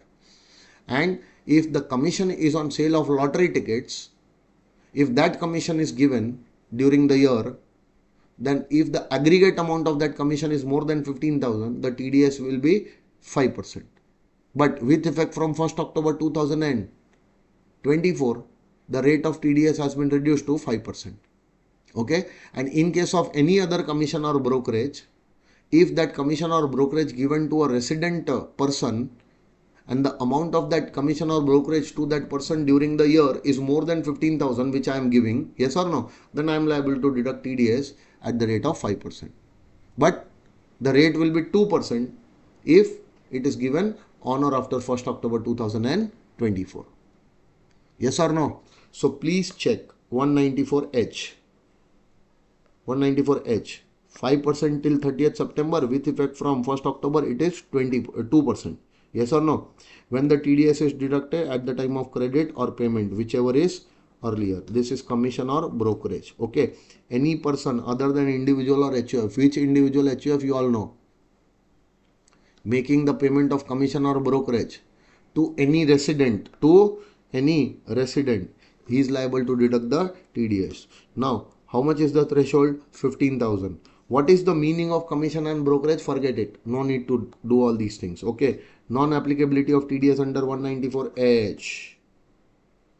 194H will not apply if someone is charging professional fees. Yes. So if that amount is charged in the nature of professional fees, then it will not be covered by 194H. It will be covered by 194J. So section is not applicable to professional services. Professional services means services rendered by person in the course of carrying on legal, medical, engineering, architectural profession or accountancy, technical consultancy or interior decoration or such other profession as notified by the CBDT for the compulsory maintenance of books of accounts, etc. Further, there would be no requirement to deduct TDS on commission or brokerage payment by BSNL MTNL to their public call office franchises. This is right now a very redundant point. Earlier, when you used to see those red color boxes, PCO phones, where you used to put 1 rupees coin and you used to talk on the phones, yes or no? So the place where that red color telephone is fixed, that place is known as a franchisee of BSNL or MCNL. Okay. Earlier in our times, when the mobile phones were not prevalent, at that time we used to call at, I used to stay in a hostel, so I used to call my parents back here in Gujarat. I used to call through a PC public booth, or I used to go to a STD booth. STD calls were there. From one state to another state, it was STD calls. There was a meter. In that meter, how many seconds or how many minutes you are talking, on the basis of that, the charges used to be taken. So if it is Gujarat, then per minute this much charge. If it is Rajasthan, per minute this much charge. The tariffs and all were given. So at that time, the persons who were setting up a PCO booth or a STD booth for MTNL or BSNL, they were BSNL MTNL franchisees. So they were being paid commission from BSNL or MTNL. And on that commission, there is no TDS requirement of 194H. Okay, no? So it is nowadays, no one is having such kind of franchises also. So this point you can consider as a redundant point only. Okay. Now, ignore this point number 6. No need to do. Okay. Then illustration number 5. This is connected to 194C. I told you, broadcasting or telecasting will be covered by work done. Okay, or broadcasting or telecasting, for that, if the programs are produced, so the payment made for producing the programs also is what? Covered by 194C. Yes or no? So this particular illustration number 5 talks about that only. Okay, see, Moon TV, a television channel, made a payment of 50 lakhs to a production house for production of program for telecasting as per the specification given by the channel. I told you, see, instead of Moon TV, Sony TV, production house, Kapil Sharma production house. So to show the comedy show, that comedy show was produced by Kapil Sharma production house for Sony channel, and for that Sony channel has given 50 lakh rupees to Kapil Sharma production house. On this entire 50 lakhs, the TDS will be deducted under 194C. Yes or no? Because this is covered by the definition of work done. Okay. Now they are saying that, would such payment be liable for tax deduction at source under 194C? The answer is yes. Discuss. We have already discussed. Now, also examine whether the provisions of TDS under section 194C would be attracted if the payment was made by Moon TV for acquisition of telecasting rights of the content already produced by the production house. See what happens now, if you are being told to produce for us as per our requirements, then it is a work done. We are telling you that the program should be made in this manner. Okay, no? So for us, you are doing the work. You are producing a program as per our requirements. We want a comedy show. So make a comedy show like this. The theme should be this. The guest should be this. Okay, no? So according to our specification, if you will produce the program, then it is okay. Then it is 194C. But wait. Already some program is created. Already some program is created by the production house, like movies, etc. Yes or no? Now I am taking the rights of that program so that I can telecast it, I can broadcast it. Buying the rights and making the payment for that rights is not the payment for work contract. You are buying the rights only. Getting my point, everyone? In big channels, if you will see, the broadcasting and telecasting right of a new movie of Vijay has been taken by Sun TV. You might be seeing these kind of news also. So Vijay's movie will be telecasted or broadcasted on Sun TV only. Why? Because Sun TV has taken the broadcasting rights. Now that movie was not made as per the specifications of Sun TV. Sun TV watched that movie, they liked that movie, so they are willing to telecast or broadcast that movie on their channel. But to telecast that, to broadcast that, the production house was not approached by the Sun TV that make a movie like this and then give the movie to us so that we can broadcast or telecast. Yes or no? This is not work done. This is acquiring the rights, and for this whatever payment is made, this will not be covered by 194C. This question is important. Okay, sure. So on the first payment made, 194C will be applicable. On the second payment made, 194C will not be applicable, because in the first case it is work done, payment is made for work done, and in the second case the payment is not made for work done. Okay, got it, sir? Next one. Now 194I is there, but before this, let's come to that table first. Can you see this table? I have already covered 194D.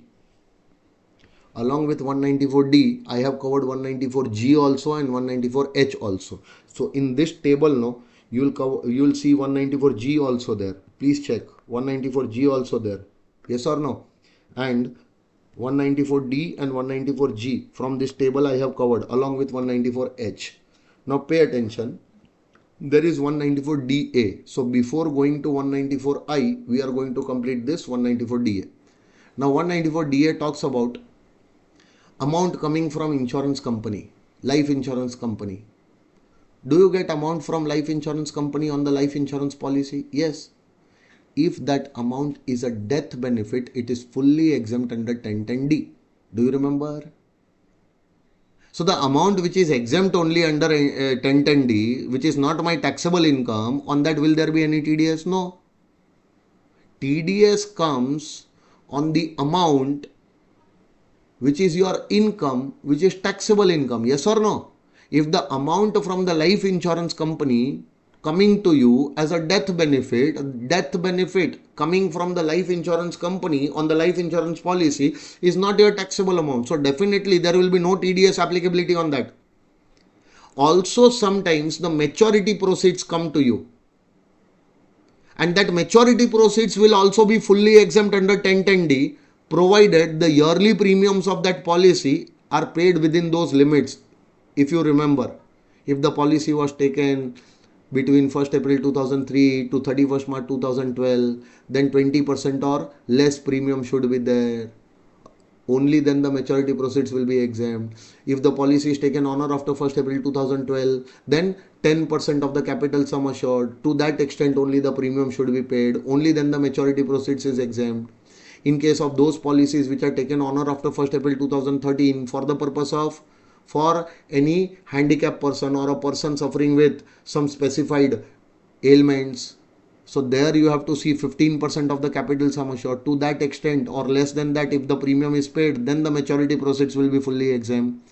Now any policies which are issued on or after 1st April 2023, for those policies also 10% or 15% limit you have to see, but additionally you have to see that 5 lakhs or less premium should be paid in aggregate for all such policies. Only then the maturity proceeds of this policy will be exempt. We have had a discussion about these things in detail. So I am not talking about those amounts which are coming from the insurance company and which are exempt. Because on those amounts you are bloody not liable to pay tax. So there should not be any TDS on that amount. Yes or no?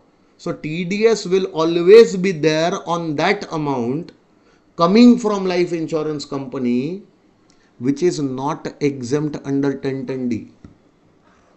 Maturity proceeds will be exempt? No, it will not be exempt if any of the year annual premium is paid more than those limits. Do you remember? Then whatever maturity proceeds coming to you minus, do you remember the premiums which we have not allowed under the provisions of the Income Tax Act? So whatever maturity proceeds coming to you is nothing but the premiums are coming back to you. Yes or no? So reduce that premium, but reduce only those premiums which we have not allowed as a deduction. And after reducing that premium, whatever amount remains, that is your taxable income under the head IFOS, if you remember. So on that taxable amount, the TDS will be deducted under section 194 DA. What will be the rate of TDS? 5%. And see, this rate has been reduced to 2% now. So please be very careful. 194D talks about insurance commission. There the rate is 5%. That is not reduced to 2%. Yes or no?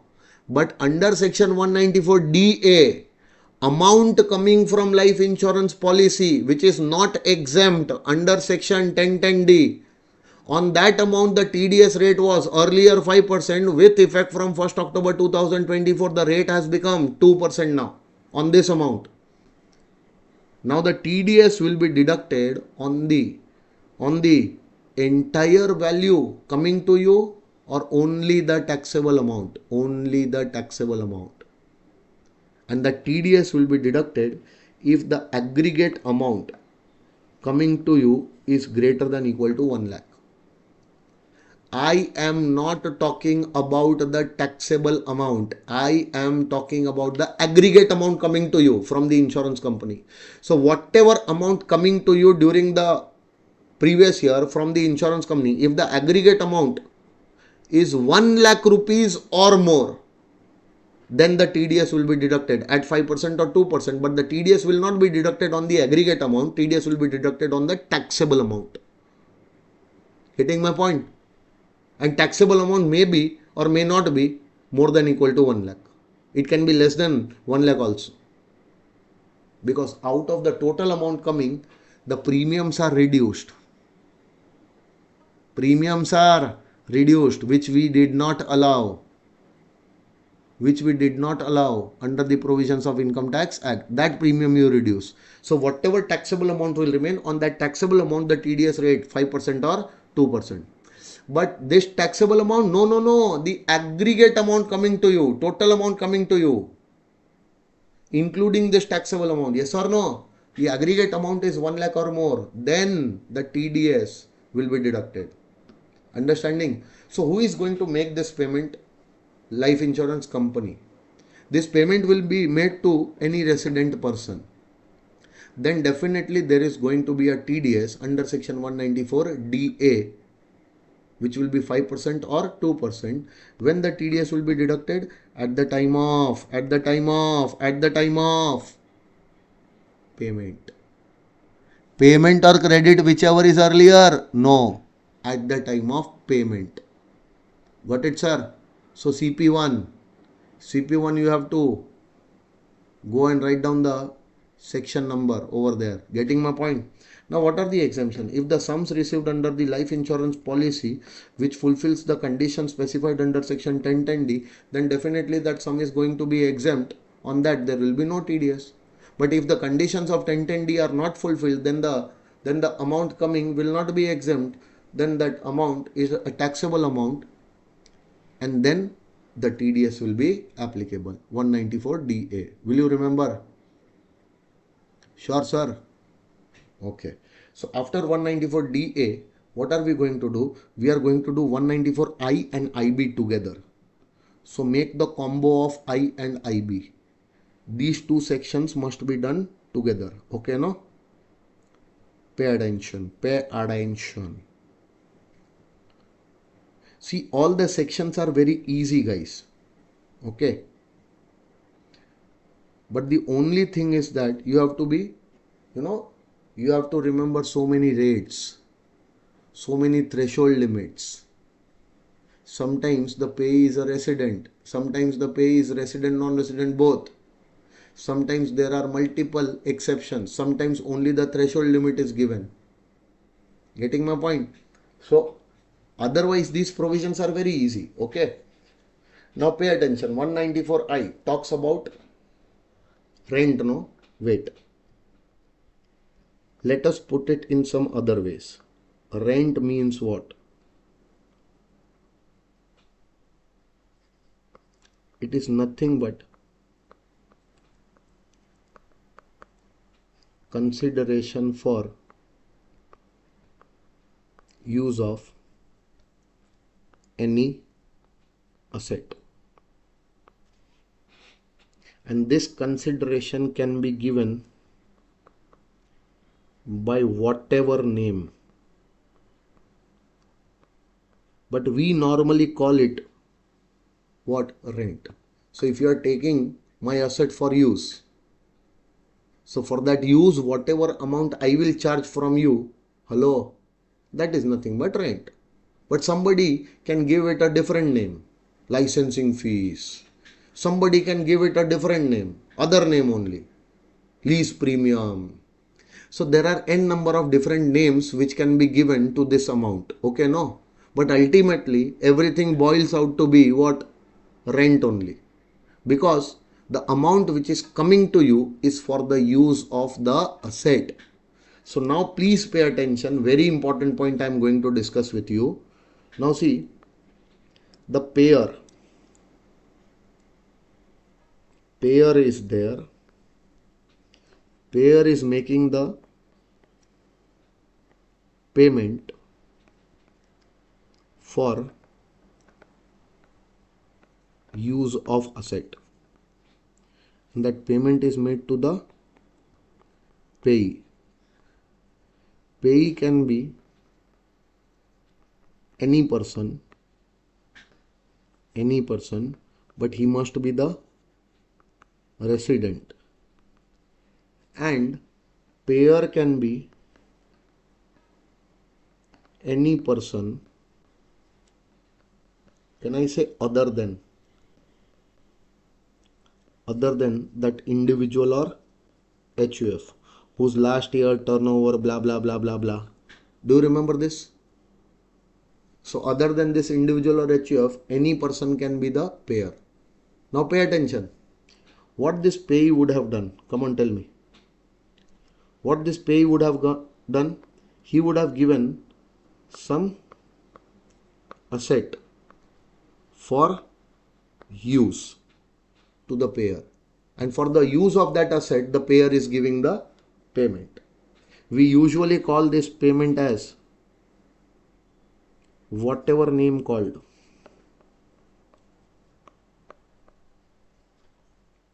Whatever name called, but we usually call it rent.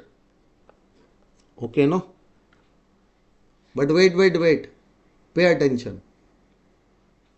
Now, Krishna, you are taking one asset from me. I am the owner of that asset. Okay, no? For example, this asset is mine. I am the owner of this asset. I am giving this asset to you for use. Will you use the asset? for the use, are you going to pay me some amount, rent? Yes or no? Please deduct this TDS under section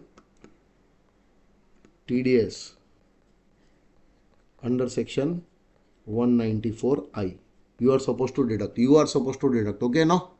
Now, who is having this asset? Who is having this asset? Krishna. Krishna is not the owner of this asset. Now, Krishna is giving this asset to his, one of his friends. Now, the asset of which he is not the owner, he is giving that asset for use to some other person, to his friend. So, will his friend now make the payment for use of this asset? Even his friend will deduct the TDS under 194I.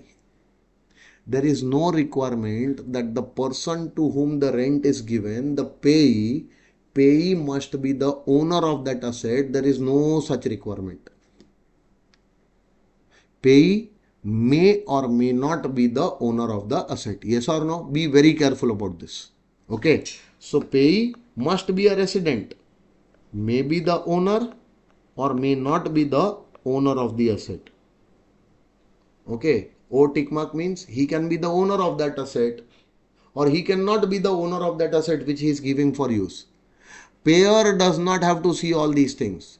Payer is taking the asset for use. Yes. So for the use of that asset, is he going to make any payment in the form of rent? Yes. The payer has to deduct TDS under 194I. Now whether the payment is called as rent or whether the payment is called by any other name will not make any difference. We will call it as a rent only. Now the TDS is to be deducted only if the annual rent is 2,40,000, more than 2,40,000. And the TDS will be deducted every month because rents are usually paid monthly. So rent for a month is paid or credited. Whichever happens earlier, at that time the TDS will be deducted. Will you remember this? Hello? No. Sing. One payer, one payee for one asset. One payer, one payee to that payee. Whatever payment is done for one asset. Hello? More than 2,40,000. Sure, sir? Everyone? So are you a payee? Yes.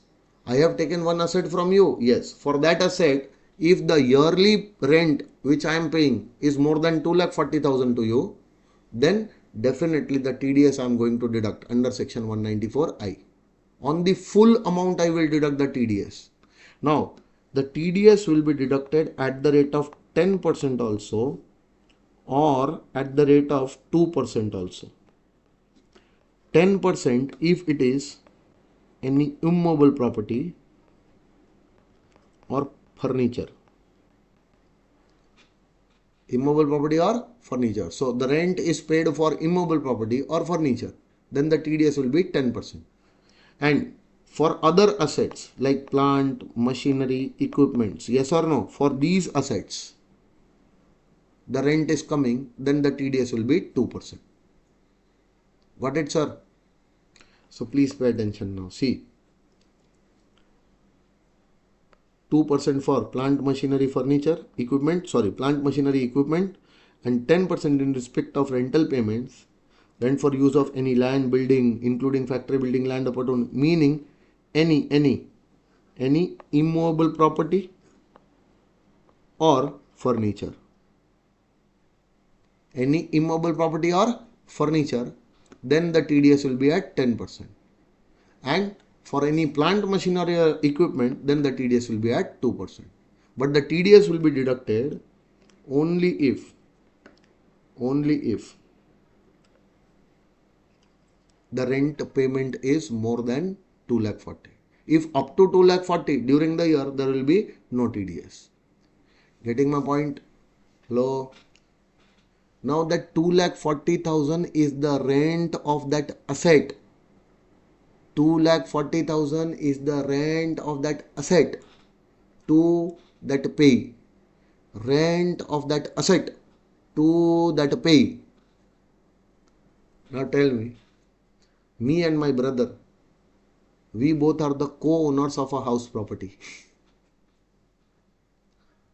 We both are the co-owners of a house property, which we have given on a rent to Kanu. So Kanu, you are going to pay 30,000 per month rent to us, huh? That 30,000 you are going to pay as a rent. Now out of that 30,000, half rent you are going to give to me because I am the half owner, and half rent you are going to give to my brother because my brother is half owner. So how much rent you are going to pay to my brother? 1,80,000, 15,000 into 12, and 15,000 into 12, 1,80,000 you are going to give me. Will you deduct any TDS? If you have heard me very clearly, per asset, per assessee, per pay. So per pay for his asset, how much is the rent which you are going to give me? 1,80,000, which is less than 2,40,000, you are not going to deduct any TDS. And the rent which you are going to give to my brother also, on that also you are not going to deduct any TDS. For his asset, his rent is not more than 2,40,000. For my asset, my rent is not more than 2,40,000. So you are not going to deduct any TDS. But wait, if we would have been charging 60,000 per month rent, 60,000 means 7,20,000 for the full year. Out of that 3,60,000 you are going to pay me, and 3,60,000 you are going to pay to my brother. Now from the entire 720, meaning 3,60,000 to me and 3,60,000 to my brother, you are going to deduct the TDS from both the amounts. Getting my point? Everyone? Sure. Okay. What rate of TDS you are going to deduct? 10%, sir. Because the rent was for immobile property. If that same rent would have been for any other asset, which is plant, machinery or equipment, then you would have deducted 2%. And if that same rent would have been for furniture, then you would have deducted 10%. Because for furniture also the rate of TDS is 10%. Getting my point? Should I move ahead? This was your 194I. That is done. Now coming to meaning of rent. Ignore, don't read all these things. You will go mad. You will go completely mad. Don't read all these things. Okay. Applicability of TDS provisions under 194I. Payments made by customer on account cooling charges. Ignore this point also. There are clarifications and all. You are given airport. Ignore this point also. Now point number 8. Did I tell you the TDS will not be deducted on the GST component? TDS is not to be deducted on the GST component. Did I tell you? That same point applies here. Here also. See, this is that same point. Okay. Now let's come to see this clarification. So with this point, it is continued. Earlier it was for the service tax component, because in the earlier time this clarification came for service tax. Earlier rent was liable for service tax.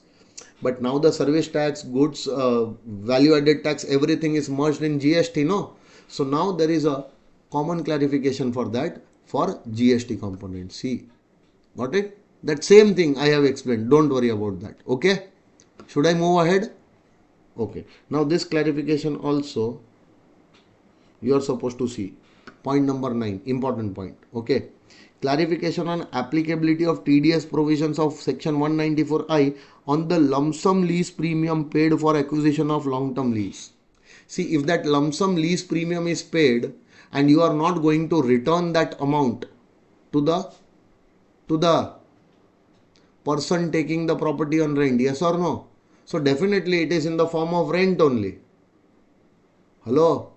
If it was a refundable deposit, if that lump sum amount you are taking and if you are going to refund that amount back when the lease period is over, are you going to refund that amount? Yes, then there is no requirement to deduct TDS because that is not in the nature of rent. But sometimes for these many years, the rent is taken together in the form of lease premium. And that lease premium is not to be returned back to the person taking the property on rent. Whenever the period will get over, at that time, vacate the property and go away. Because that lease premium is not to be refunded to you. It is not to be given back to you. So that is as good as your rent only. On that amount also 194I will be applicable. That is a clarification. Yes or no? Next one. Read the illustration number 6. XYZ pays 50,000 per month as rent to Mr. Kishore for a building. 50,000 into 12. Hello? Will be 6 lakh. So, XYZ Limited pays 50,000 per month as a rent to Mr. Kishore for a building in which one of its branches is situated. Discuss the TDS provisions under 194I are attracted. First of all, tell me, who is going to get the rent? Kishore is going to get the rent. Payee is Kishore. Hello? He is a resident also. Then XYZ Limited will pay how much rent to Kishore? 6 lakh rupees. Is it more than 2 lakh 40? Yes. So XYZ Limited is required to deduct the TDS. If reverse was given, reverse. If Kishore is paying rent to XYZ, Kishore is paying rent to XYZ, same amount. Will Kishore be required to deduct TDS? If Kishore's turnover in the business in the last year or last year's professional income, professional receipts was more than 1 crore, more than 50 lakhs, then Kishore was required to deduct the TDS under 194I. Yes or no? At the time of making the payment to the company. And if his business turnover or the gross receipt of the professions in the last year was not more than 1 CR or 50 lakhs as the case may be, then Kishore was not required to deduct any TDS, even if the payment made is more than 2 lakh 40. Getting my point? So the same question can be asked in the reverse way also. But right now the Kishore is not paying. Who is paying? Company. So for company we are not supposed to check the last year turnover, etc. For company by default the provisions are made applicable. Yes or no? So is the company making a payment of more than 2 lakh 40? Yes. That 2 lakh 40 is for the use of immobile property? Yes sir. So for the use of immobile property, whatever payment is made in the form of rent, on that the company is liable to deduct TDS at what rate? 2% or 10%? 10%. Because the rent is for the immobile property. Yes or no? See, these type of questions do come in the exams. Now 194I coming to 194IB. Be very careful. Huh? Now this 194IB, no, since the time this section has come in the Income Tax Act and it was introduced, since that time till today, this section has been asked at least 2 to 3 times in your exams. Very important section and very interesting also. See, I told you, no, that if you are an individual or you are HUF, okay, and your last year's turnover in business was not more than 1 crore, or last year's gross receipt in profession was not more than 50 lakhs. Then this year you are paying rent to any person, who is a resident. Now tell me, even if this rent is more than 2 lakh 40, are you going to deduct any TDS? No, because for such type of individuals and HUF payers, on the rent there is no requirement of 194I. 194I is not getting applicable for such type of individuals and HUFs. So even if the rent paid by you during the year is more than what? 2 lakh 40, you are not going to deduct any TDS under 194I because 194I is not applicable to you. Yes or no? Then Wait. Then for such type of individuals and HUFs, 194 IB will be applicable. And if 194 IB is applicable, why it is applicable? Because the rent per month is more than 50,000. Rent is more than 50,000 per month. We were leaving you thinking that you are a small person. Okay, let us not cover a person like you in the TDS provisions. But what we are seeing, that you are giving rent, and see, this rent is specifically for immobile properties. Rent of immobile properties, not other assets, only the immobile property. Yes or no? So rent for immobile property during the year you are paying more than 2,40,000. Still 194I is not applicable for you, because for such type of payers 194I is not applicable. We were thinking that let us not put the small assessees like you in the compliance burden of TDS. So we were leaving individuals and HFs like you. Now what we are seeing, that you have taken the immobile property on rent and you are paying a rent per month rent more than 50,000. So bloody, if you can afford the payment of rent more than 1 lakh, more than 50,000 per month, then you are not a small person anymore. You are not a small person. So now 194I is not applicable for you, but there is a new section which we have created for payers like you. You all will be covered by a new section known as 194IB. And as per 194IB, now you are going to deduct the TDS. But see, in 194I, what used to happen? Every month rent paid or credited, whichever earlier, at that time you are supposed to deduct TDS. Every month rent paid or credited, whichever happens earlier, at that time the TDS was supposed to be deducted. Yes or no?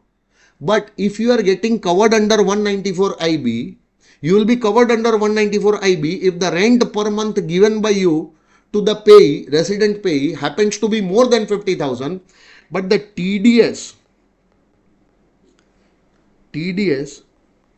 to be deducted at the rate of 5% at the time of payment or credit of rent for last month only. Only once the TDS you are supposed to deduct, not every month. So if you are getting covered by 194IB, you are not supposed to deduct TDS every month, unlike 194I. You are supposed to deduct TDS once in a year, and that too also last month of the year. So from the last month's rent, whenever the credit of that month rent will happen, whenever the payment of that month's rent will happen, whichever happens earlier, at that time TDS will be deducted at the rate of 5%, and this TDS will be on the entire amount of rent. Not the monthly rent, not the rent of that month. This will be on the entire amount of rent which you have given during the previous year. Yes or no? On the total rent, TDS will be at the rate of 5%. But that TDS will not be deducted every month. It will be deducted once in a year. Last month of the year. And whenever the rent of the last month will be paid or it will be credited, whichever happens earlier, at that time this TDS will be deducted. But somebody will ask that, sir, what if I am not having the property till the last month, till the March month? I am vacating the property in the month of December only. So what is the last month for you? Your tenancy month, December. So whenever the December month rent you are going to pay, hello. So now the last month of the previous year will not be seen. Now the last month of your tenancy will be seen, because you are vacating prior to March only. If you are vacating in December, so what is the last month? December. So whenever the December month rent you will pay or credit, whichever happens earlier, at that time you are going to deduct this TDS. My dear friends, this 194 IB is applicable only if you are individual or HUF whose last year's business turnover was not more than 1 crore, whose last year's professional receipts was not more than 50 lakhs. For an individual or HUF like you, 194I is not applicable. So we are making 194IB applicable for you. Hello? Provided the monthly rent paid by you for the immobile property is more than 50,000. So on the entire year's rent which you are paying to the resident payee, once only deduct the TDS at the rate of 5% on the entire value. So for example, I have taken a property on rent. The monthly rent is 60,000. Is it more than 50? Tell me yes or no. From April to March, if I am having that property. So from April to March, how many months I am having the property? 12 months. So during this year, how many months rent I'll pay? 12 months. 12 months into 60 will be 7,20,000. On that entire 7,20,000, calculate 5%. Calculate 5%, it will be 36,000. And what will be the last month for me? March, no, because till March I am paying the rent, yes or no? So March month rent will be how much? 60,000.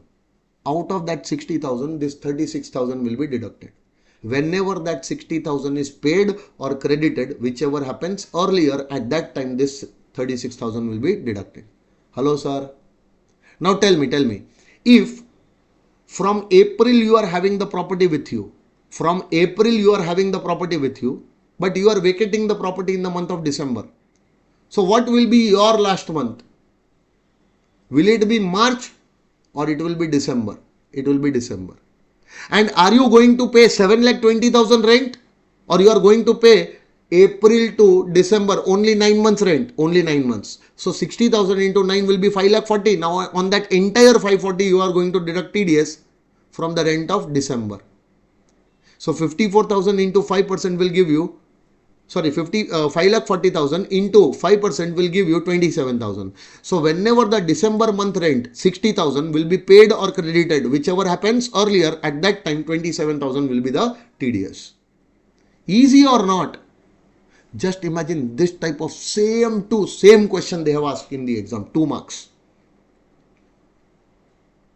And people were not able to give the answer of these kind of questions. But wait. Will you pay the TDS every month? Will you deduct and pay the TDS every month? Individual, we are talking about you. This is the only section under which you are getting liable to deduct the TDS. Otherwise, other sections are not applicable on you, no? And this TDS also you are not going to deduct every month. Only once in a year. So for this, no, please don't apply for TAN. No need to apply for TAN. Your PAN is sufficient. No need to file the quarterly returns, which is applicable for other deductors. Yes or no? Quarterly returns are applicable. No need to file quarterly returns. So quarterly returns are not required. TAN is not required. Yes or no? So those compliances, we are not getting you into that compliances burden, but still you are supposed to deduct the TDS. Understanding? Will you remember? This was your 194I, my dear friends. I and IB. Both the sections do together, only then you will come to know what is the difference between both the sections, right? Now, after I and IB, see, there is one question. One small question I am having in my mind. Should I ask you? One small question. If you are going to ask for PAN, see, you are not supposed to apply for TAN. You are not supposed supposed to apply for 10.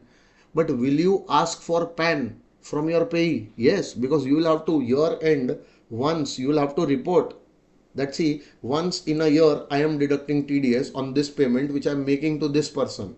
So that person to whom you are making this payment, once in a year you are deducting TDS. So that person should be identified by the government also, no? So ask for his PAN. If he gives you PAN, then deduct TDS at the rate of 5%. But what if he does not give you PAN? Or he is giving you the PAN which does not belong to him, which is a wrong PAN? So don't you think now this provision will be applicable? CP3. TDS will not be deducted at applicable rate 5%. It will be deducted at applicable rate 5% or 20%, whichever is higher. So in our first case, what was the TDS? 7,20,000 into 5%. It was 5%, no? Now it will not be 5%. It will be 20%. Now if you will calculate 20%, the amount will be how much? 1,44,000. Now can you deduct 1,44,000 TDS out of the March month 60,000? March month, you are supposed to deduct TDS only once. So once you are going to deduct TDS, but that TDS is 20%. And as a result of that 20%, the amount of TDS is coming how much? 1,44,000. See, if it was only 5%, then it was only 36,000. You could have deducted that 36,000 out of the March month 60,000 rent, yes or no? But can you deduct 1,44,000 out of the March month 60,000? No, na? In that case, the TDS will be the full month rent. Full month rent will be deducted as TDS and give to the government. Got it? Second case was there. We deducted 5,40,000 into 5%. 27,000 we deducted from the rent of December month, no? So if it is 27,000, it can be deducted very well from the 60,000 rent of which month? December month. But what if that payee is not giving me PAN? I will have to deduct TDS at the rate of 20%. So 5,40,000 into 5%? No, now it will be 5,40,000 into 20%. Now that will be 1,08,000. Can you deduct 1,08,000 out of December month's 60,000 rent? No. In that case, December month's entire rent will become your TDS. Got it, sir? This question also they have asked in the exam. Now, let's see illustration number 7. Illustration number 7 says, Mr. X, a salaried individual, pays rent of rupees 55,000 per month. Wait, he is a salaried individual, no? Meaning that last year no business, no turnover. Meaning business turnover is less than 1 crore. Last year no profession, no professional gross receipt. Meaning last year's professional receipts less than 50 lakhs. So for Mr. X, now there cannot be 194I applicable. Now if the monthly rent paid by Mr. X for an immobile property happens to be more than 50,000, then Mr. X will have to deduct TDS as per 194IB. Yes or no? Please pay attention. Rent of 55,000 per month. Is it more than 50? Yes. To Mr. Y, from June 24. Be very careful. Is he required to deduct tax at source? If so, when is he required to deduct tax? Also compute the amount of tax to be deducted. Wait.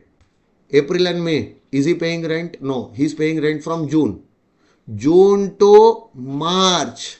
He is going to pay rent. 55,000 for how many months? 10 months. It will be 5,50,000. So, is he required to deduct TDS? Yes, 5,50,000 into 5%. 27,500 will be TDS. And this TDS he is going to deduct from the 55,000 rupees monthly rent of which month? March month.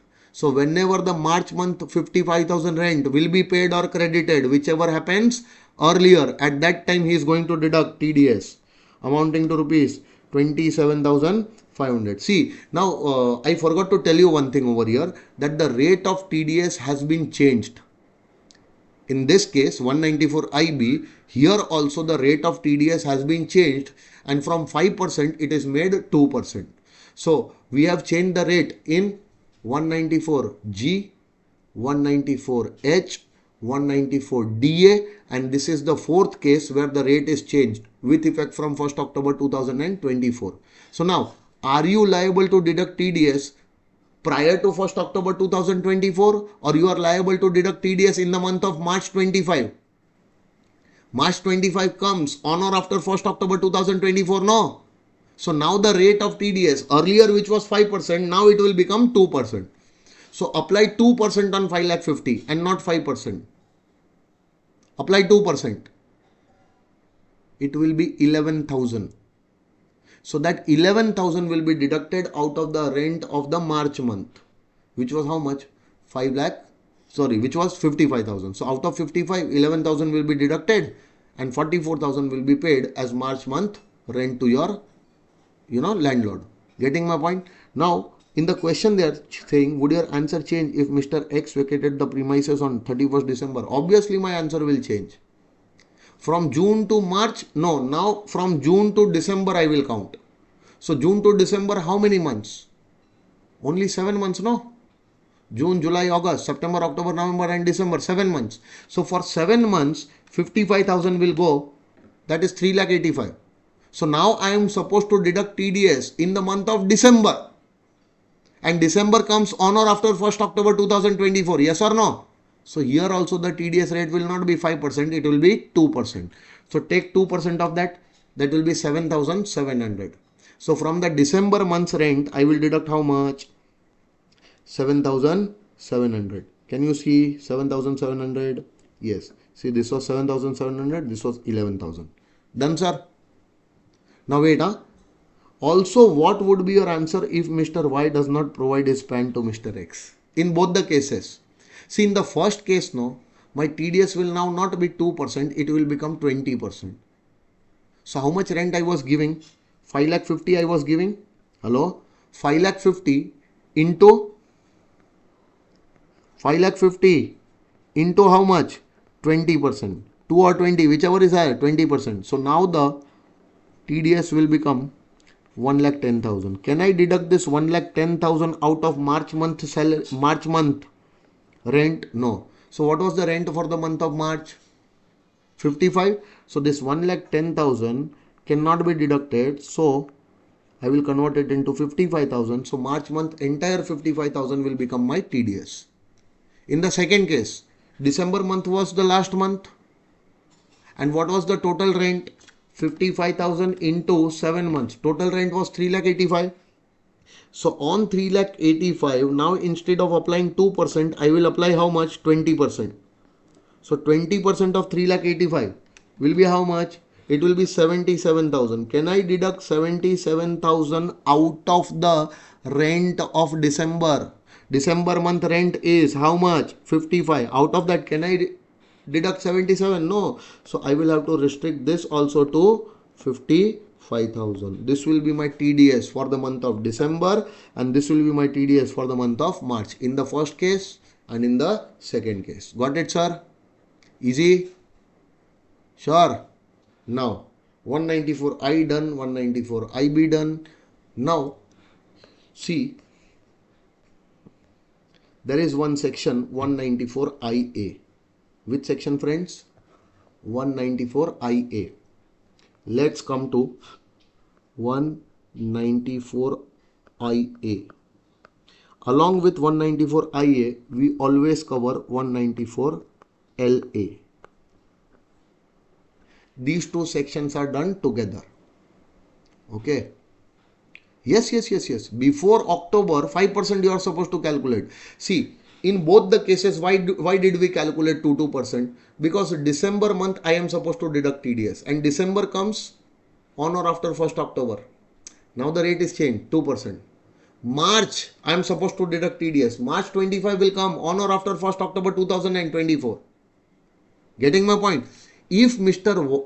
X would have vacated the premises in the month of June, July, August, September, 30th September,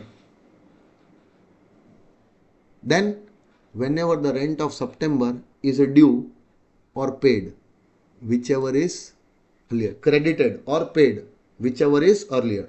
So if I have paid in September and then I have credited. So at the time of payment in the month of September, I am supposed to deduct 5%. Or what if I have credited in the month of September and I am paying in the month of October? Credit or payment, whichever happens earlier, credit September. So at that time the rate was 5%. Why I have applied 2%? Because payment credit of December month rent will happen on or after December only. Hello, which is 1st October 2024 or after that. Payment or credit of March month rent will happen only after 1st October 2024 only. Getting my point? And which comes on or after 1st October 24, the rate is changed. Hence I am applying 2%. If this payment or credit, whichever happens earlier, would have happened prior to 1st October 24, and that was possible only if the premises were vacated prior to 1st October 24, then only I would have applied 5%. Otherwise 2% which is applied is correct. Okay, understood now? Sure. Okay, now see 194 IA and 194 LA. Do you know that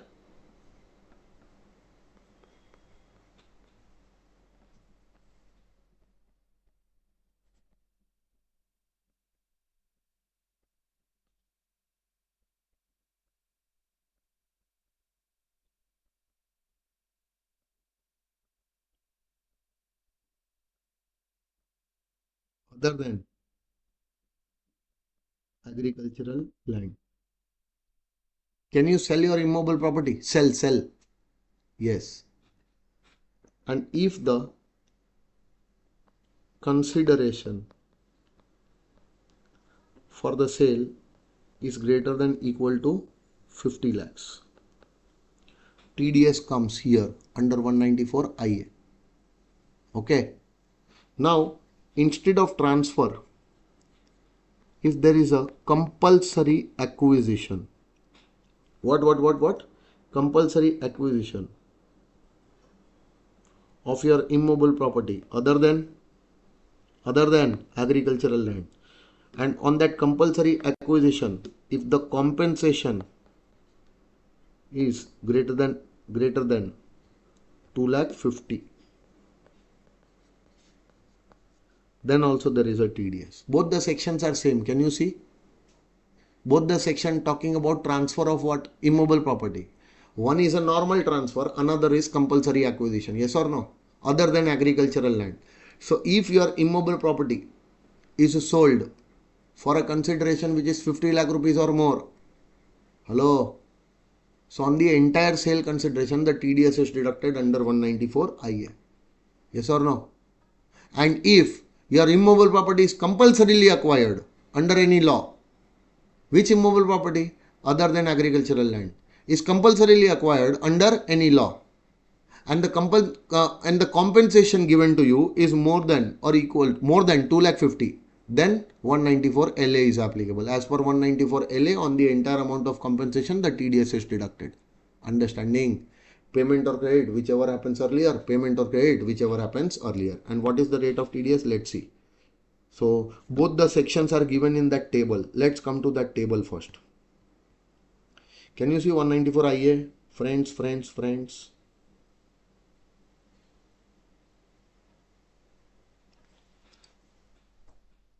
So 194 IA talks about payment for transfer of certain immobile property other than agricultural land. Okay. And if the consideration is greater than equal to 50 lakhs. If the consideration is greater than equal to 50 lakhs. Okay. And any person being the transferee, meaning the seller will sell the property, transferor, and purchaser will be the transferee. So who is going to deduct the TDS in this case? Come on, tell me. Who is going to deduct the TDS? Buyer will deduct the TDS or seller will deduct the TDS? Buyer is the person making the payment. He is the payer. he is going to deduct the TDS. If the payment is made to a seller, transferor, who happens to be a resident only. So seller must be a resident. From that seller, what are you buying?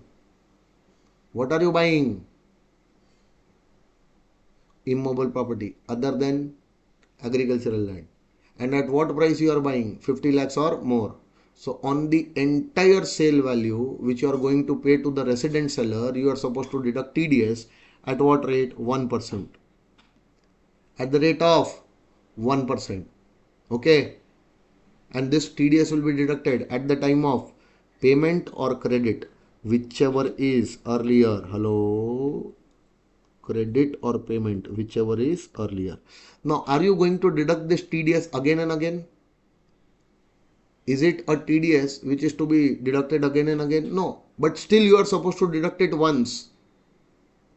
So if only once you are liable to deduct the TDS, no need to obtain the TAN, no need to file the TDS returns, etc. Getting my point? So there is no TDS compliances which you are supposed to do. Your PAN will be sufficient and there are no requirement, further procedural requirement which you are supposed to fulfill, because only once the TDS is required to be deducted by you. Getting my point, sir? Everyone. Now, please pay attention. See, meaning of the consideration for transfer of immovable property. Consideration for transfer of include all charges of the nature. Now what happens now? Many people, to avoid deducting TDS under section 194, under section 194 IA. Now for example, if I am buying a property from you, the sale value is what? For example, the sale value is 70 lakhs. So definitely 70 lakh is more than 50 lakhs. I am supposed to deduct the TDS. Okay, no?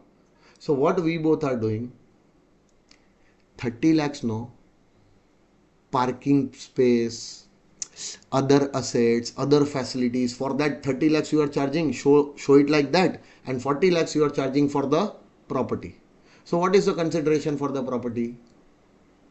Only 40. Will I deduct TDS? Still I will have to deduct, because the consideration include all charges of the nature of club membership, car parking fees, electricity or water facility fee, maintenance fee, advance fee, or any other charges of similar nature which are incidental to transfer of the immobile property. So if at the time of transfer of immobile property I am giving you any payment by these names, even those payments will be covered by the term consideration. Getting my point? So whenever I will be calculating the amount of consideration, all these amounts will be considered. Now add all these amount and see how much consideration you are giving. 50 lakhs or more? Yes, you are supposed to deduct the TDS. Understanding? Because this was, this was the technique used by the people to avoid the tax deduction provisions.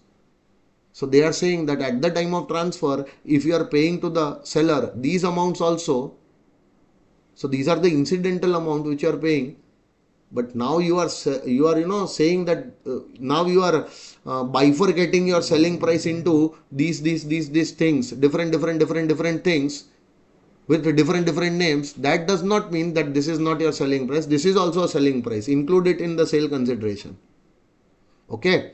Now it is clarified with effect from 1st October 2024 that where there is more than one transferor or transferee in respect of any immobile property, then the consideration shall be aggregate of the amount paid or payable by all the transferees to the transferor or all the transferors for transfer of such immobile property. It is just a clarificatory amendment which says that all the transferees taken together are paying how much? 50 or more. TDS is required to be deducted. Everyone will deduct TDS from their portion which they are going to pay. So 4 persons are buying. Buyers are 4 buyers. 4 buyers buying the property from 1 person. So each buyer will say, see, my share in the property is what? We are buying the property for 1 CR. Okay, no. So my share in the property is how much? 25%. So I am giving only 25 lakh sale consideration. I will not deduct TDS. Second buyer will also say, third buyer will also say, but bloody, you are buying the same property, no, as co-owners. So are you all going to buy the same property? Yes. For a total consideration of 50 lakhs or more? Yes. So each one of you, out of the sale consideration which you are paying, you are going to deduct the TDS. That's it. Getting my point? But there is a possibility that one person is a buyer now and the sellers are two person. Possible or not? Two brothers are there. From the two brothers, their co-ownership property I am buying.